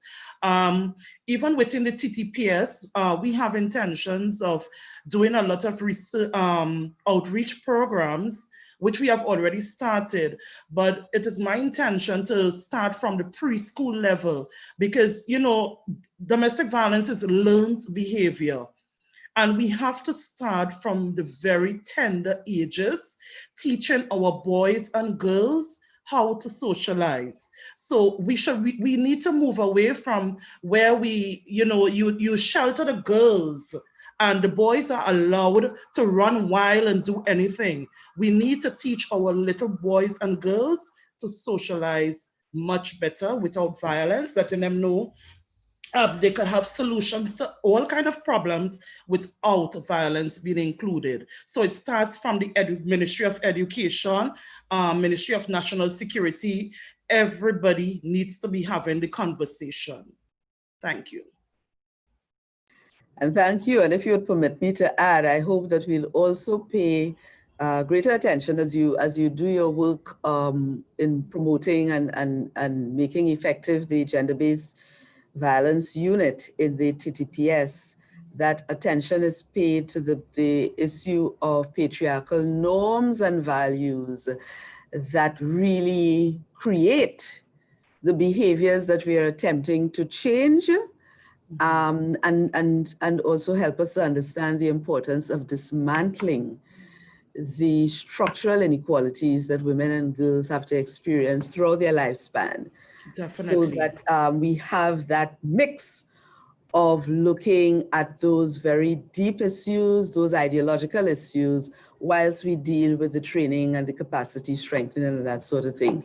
Congratulations on your work, madam. Thank you, ma'am. Ms. Morgan, can we get your reflections as we wrap? I think as CARICOM nations or in this region, one of the things that we're trying to build is resiliency, our ability to bounce back after tough times. So I think as priority areas or prioritized actions should focus on strengthening our support systems. So at the impact of the disaster or the pandemic, the health crisis, whatever it is, that we're able to deal with it so that we can reduce disruptions in services. So we need to ensure specialized facilities and assistance for survivors, hotline, shelters, safe housing, financial assistance, etc. I think Ms. Guy Allen also pointed out the need for education and starting at an early age. So ongoing public education to increase understanding of the nature, impact of gender-based violence, societal attitudes, etc. And as well, what I mentioned earlier, a strong and comprehensive referral pathway so that we are able to address gender-based violence and strengthen frontline service providers so that they're able to deal with the services that clients need. Thank you very much, Ms. Morgan, and we look forward to all the efforts that you'll put into ensuring that women are adequately and equally represented. Mr. Richards, can we get your wrap up? Absolutely. Thank you. Just 3 quick points. One, my fellow panelists mentioned the issue of education system, but the education system is wider than schools and universities. It's churches, it's mandaires, it's playgrounds, it's online now. It is every aspect of what we know as a socializing agent. So when we think of how we're going to deal with this issue in the short, medium, and long term, a look at how we socialize boys and girls and adolescents is very important in terms of understanding where the origins of the behaviors come from and how we need to change our socialization methodologies, our child rearing, our arts and culture, our education, formal system, etc., to deal with how we reshape their minds and how they interact. That's one. In the medium term, the legislative framework for intervention reporting is very important, and redress for victims and survivors. And also, to me, one of the, because Madam Moderator, you mentioned the issue of research is very important to me as an area of priority. And finally, because COVID-19, which is the context of this discussion, is just one of a series of crises that the region faces. We have natural disasters, hurricanes, earthquakes. We have economic challenges in many of the member states. We have the war on drugs. We have political strife and victimization. So it's a confluence of almost like a perfect storm. That's why we're seeing a lot of it rising during COVID-19, because a lot was already there happening. And we need to have the research to disaggregate and find out how to deal with the individual issues and the aggregate issues. And we need to place a lot of emphasis on what is evolving online, and also use online as an intervention tool, because the next generation, the next cohort of perpetrators, victims, survivors, and interventionists are all online, and there are tools available online to be used as much as the negative side. The positive side exists if we have the systems, methodologies, and structures in place.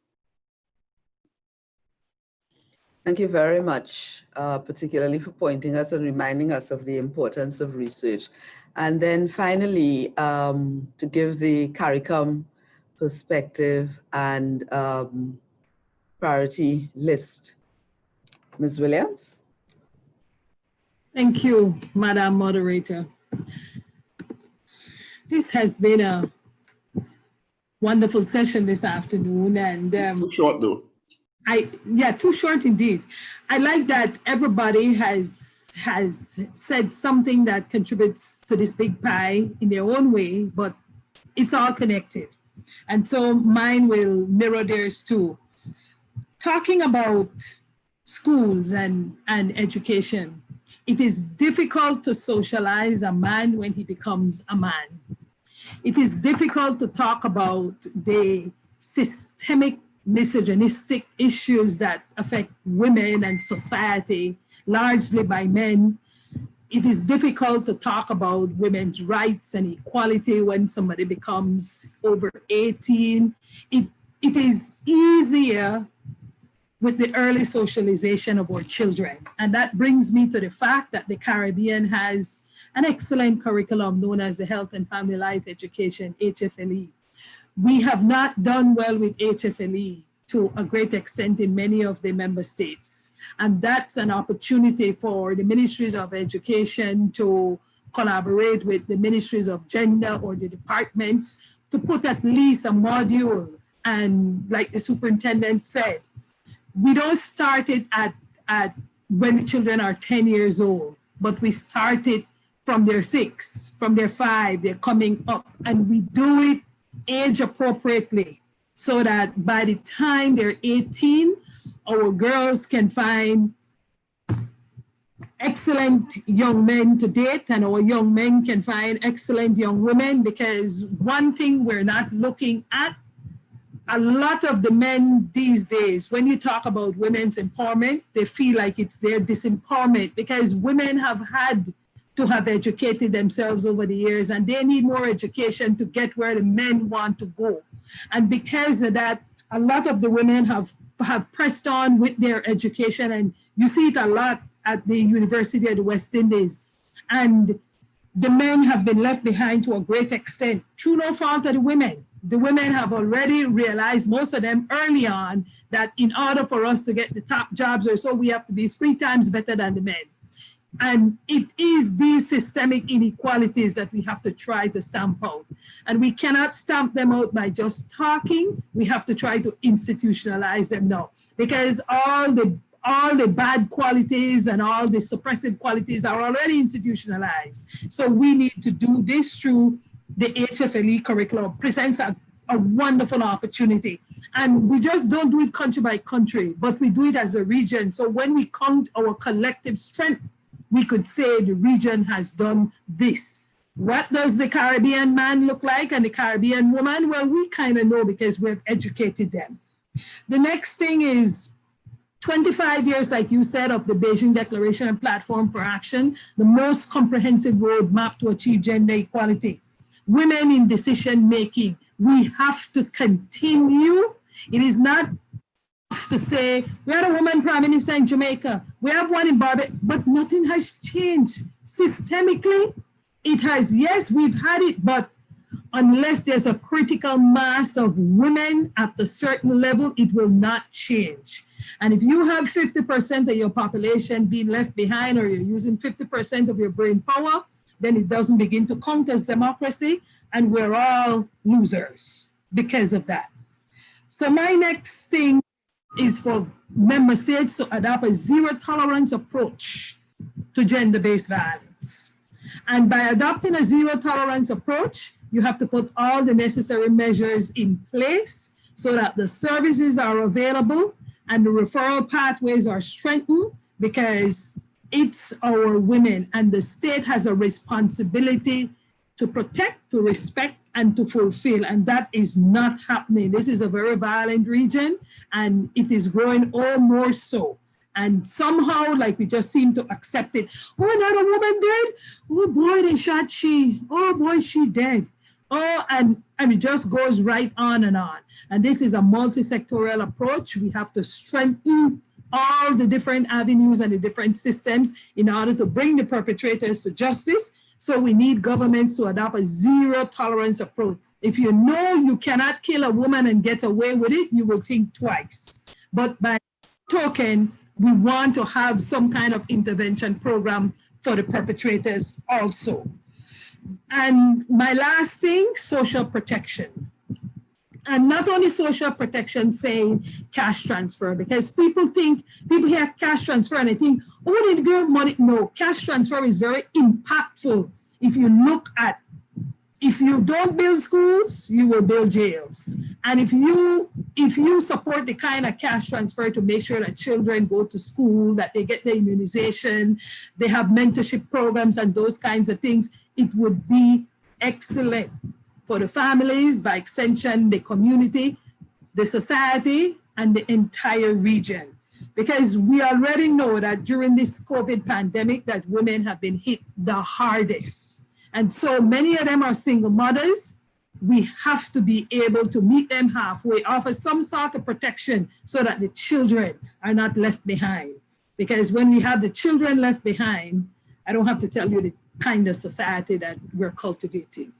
And so those are some of my recommendations. And I want to thank you all. Madam Moderator, if I could just, there's one thing I want to say based on what Ms. Williams said that I think it would be remiss of me not to say, is that when we think of how women have evolved and their place in society over the last 30 years, academically, socially, economically, men have not been prepared for that. There was a presumption in society that men would just fall in line when there's women have taken their place in a different dynamic in the world.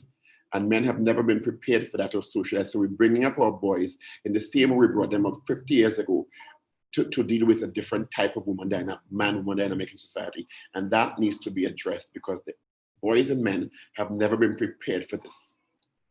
And so the HFLE will take masculinity is also a part of the gender program, gender equality, but gender equality, women's empowerment, it has to do with masculinity, it has to do with gender-based violence and all these things that you don't learn at school, but you cannot become a whole person with these parts hanging out. And we see those fault lines in our society today. Thank you very much. Thank you, Ms. Williams. And thank you to all our panelists. I'm very happy that I had the opportunity to have an exchange with all of you and to share it across the region and across the world, because I know that that CARICOM Impacts has been able to attract significant viewership from all corners of the globe.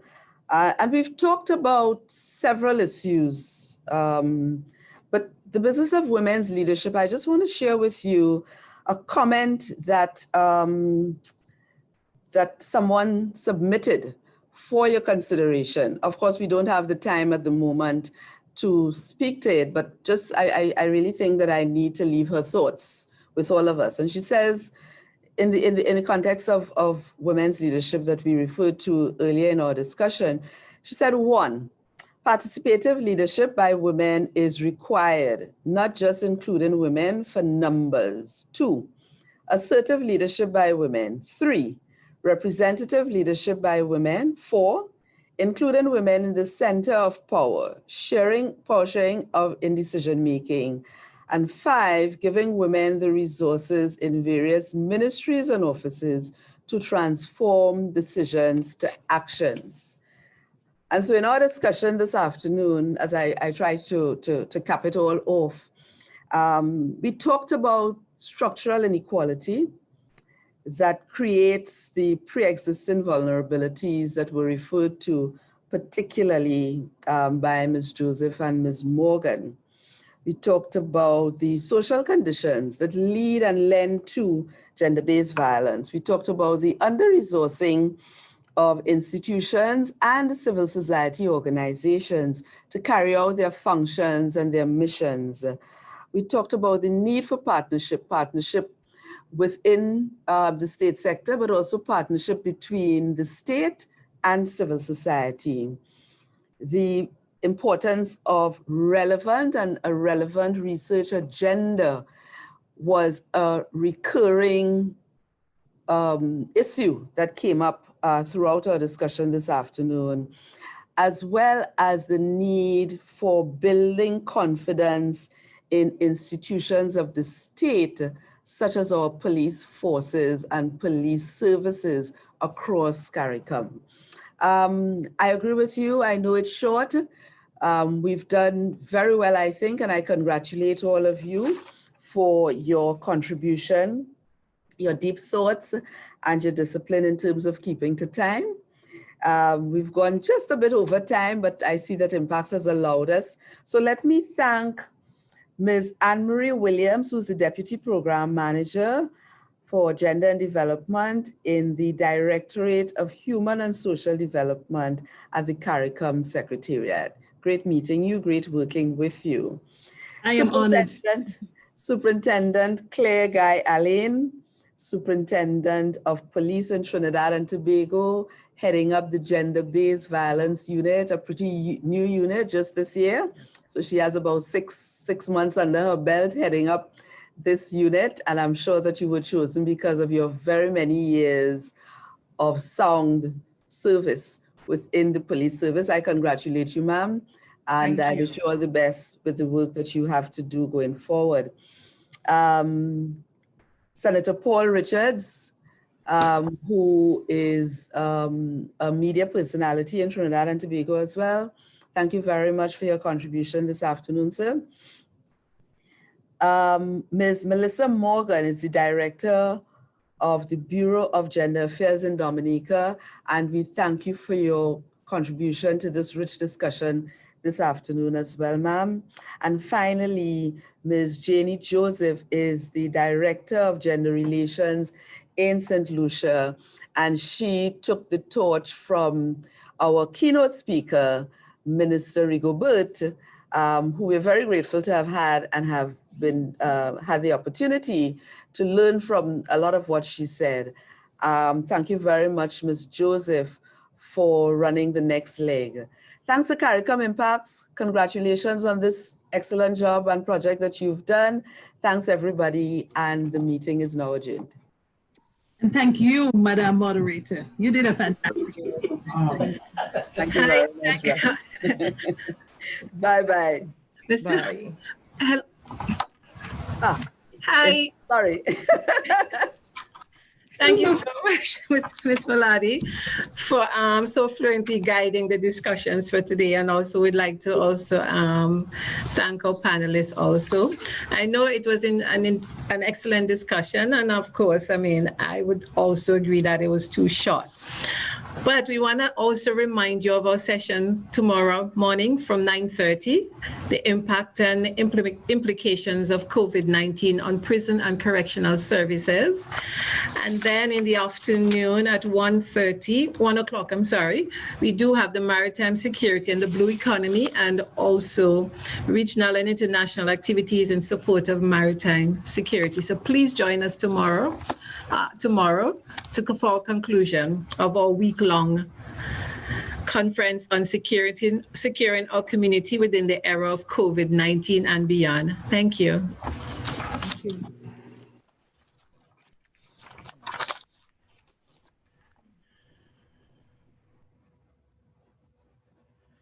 I can stop, Sally.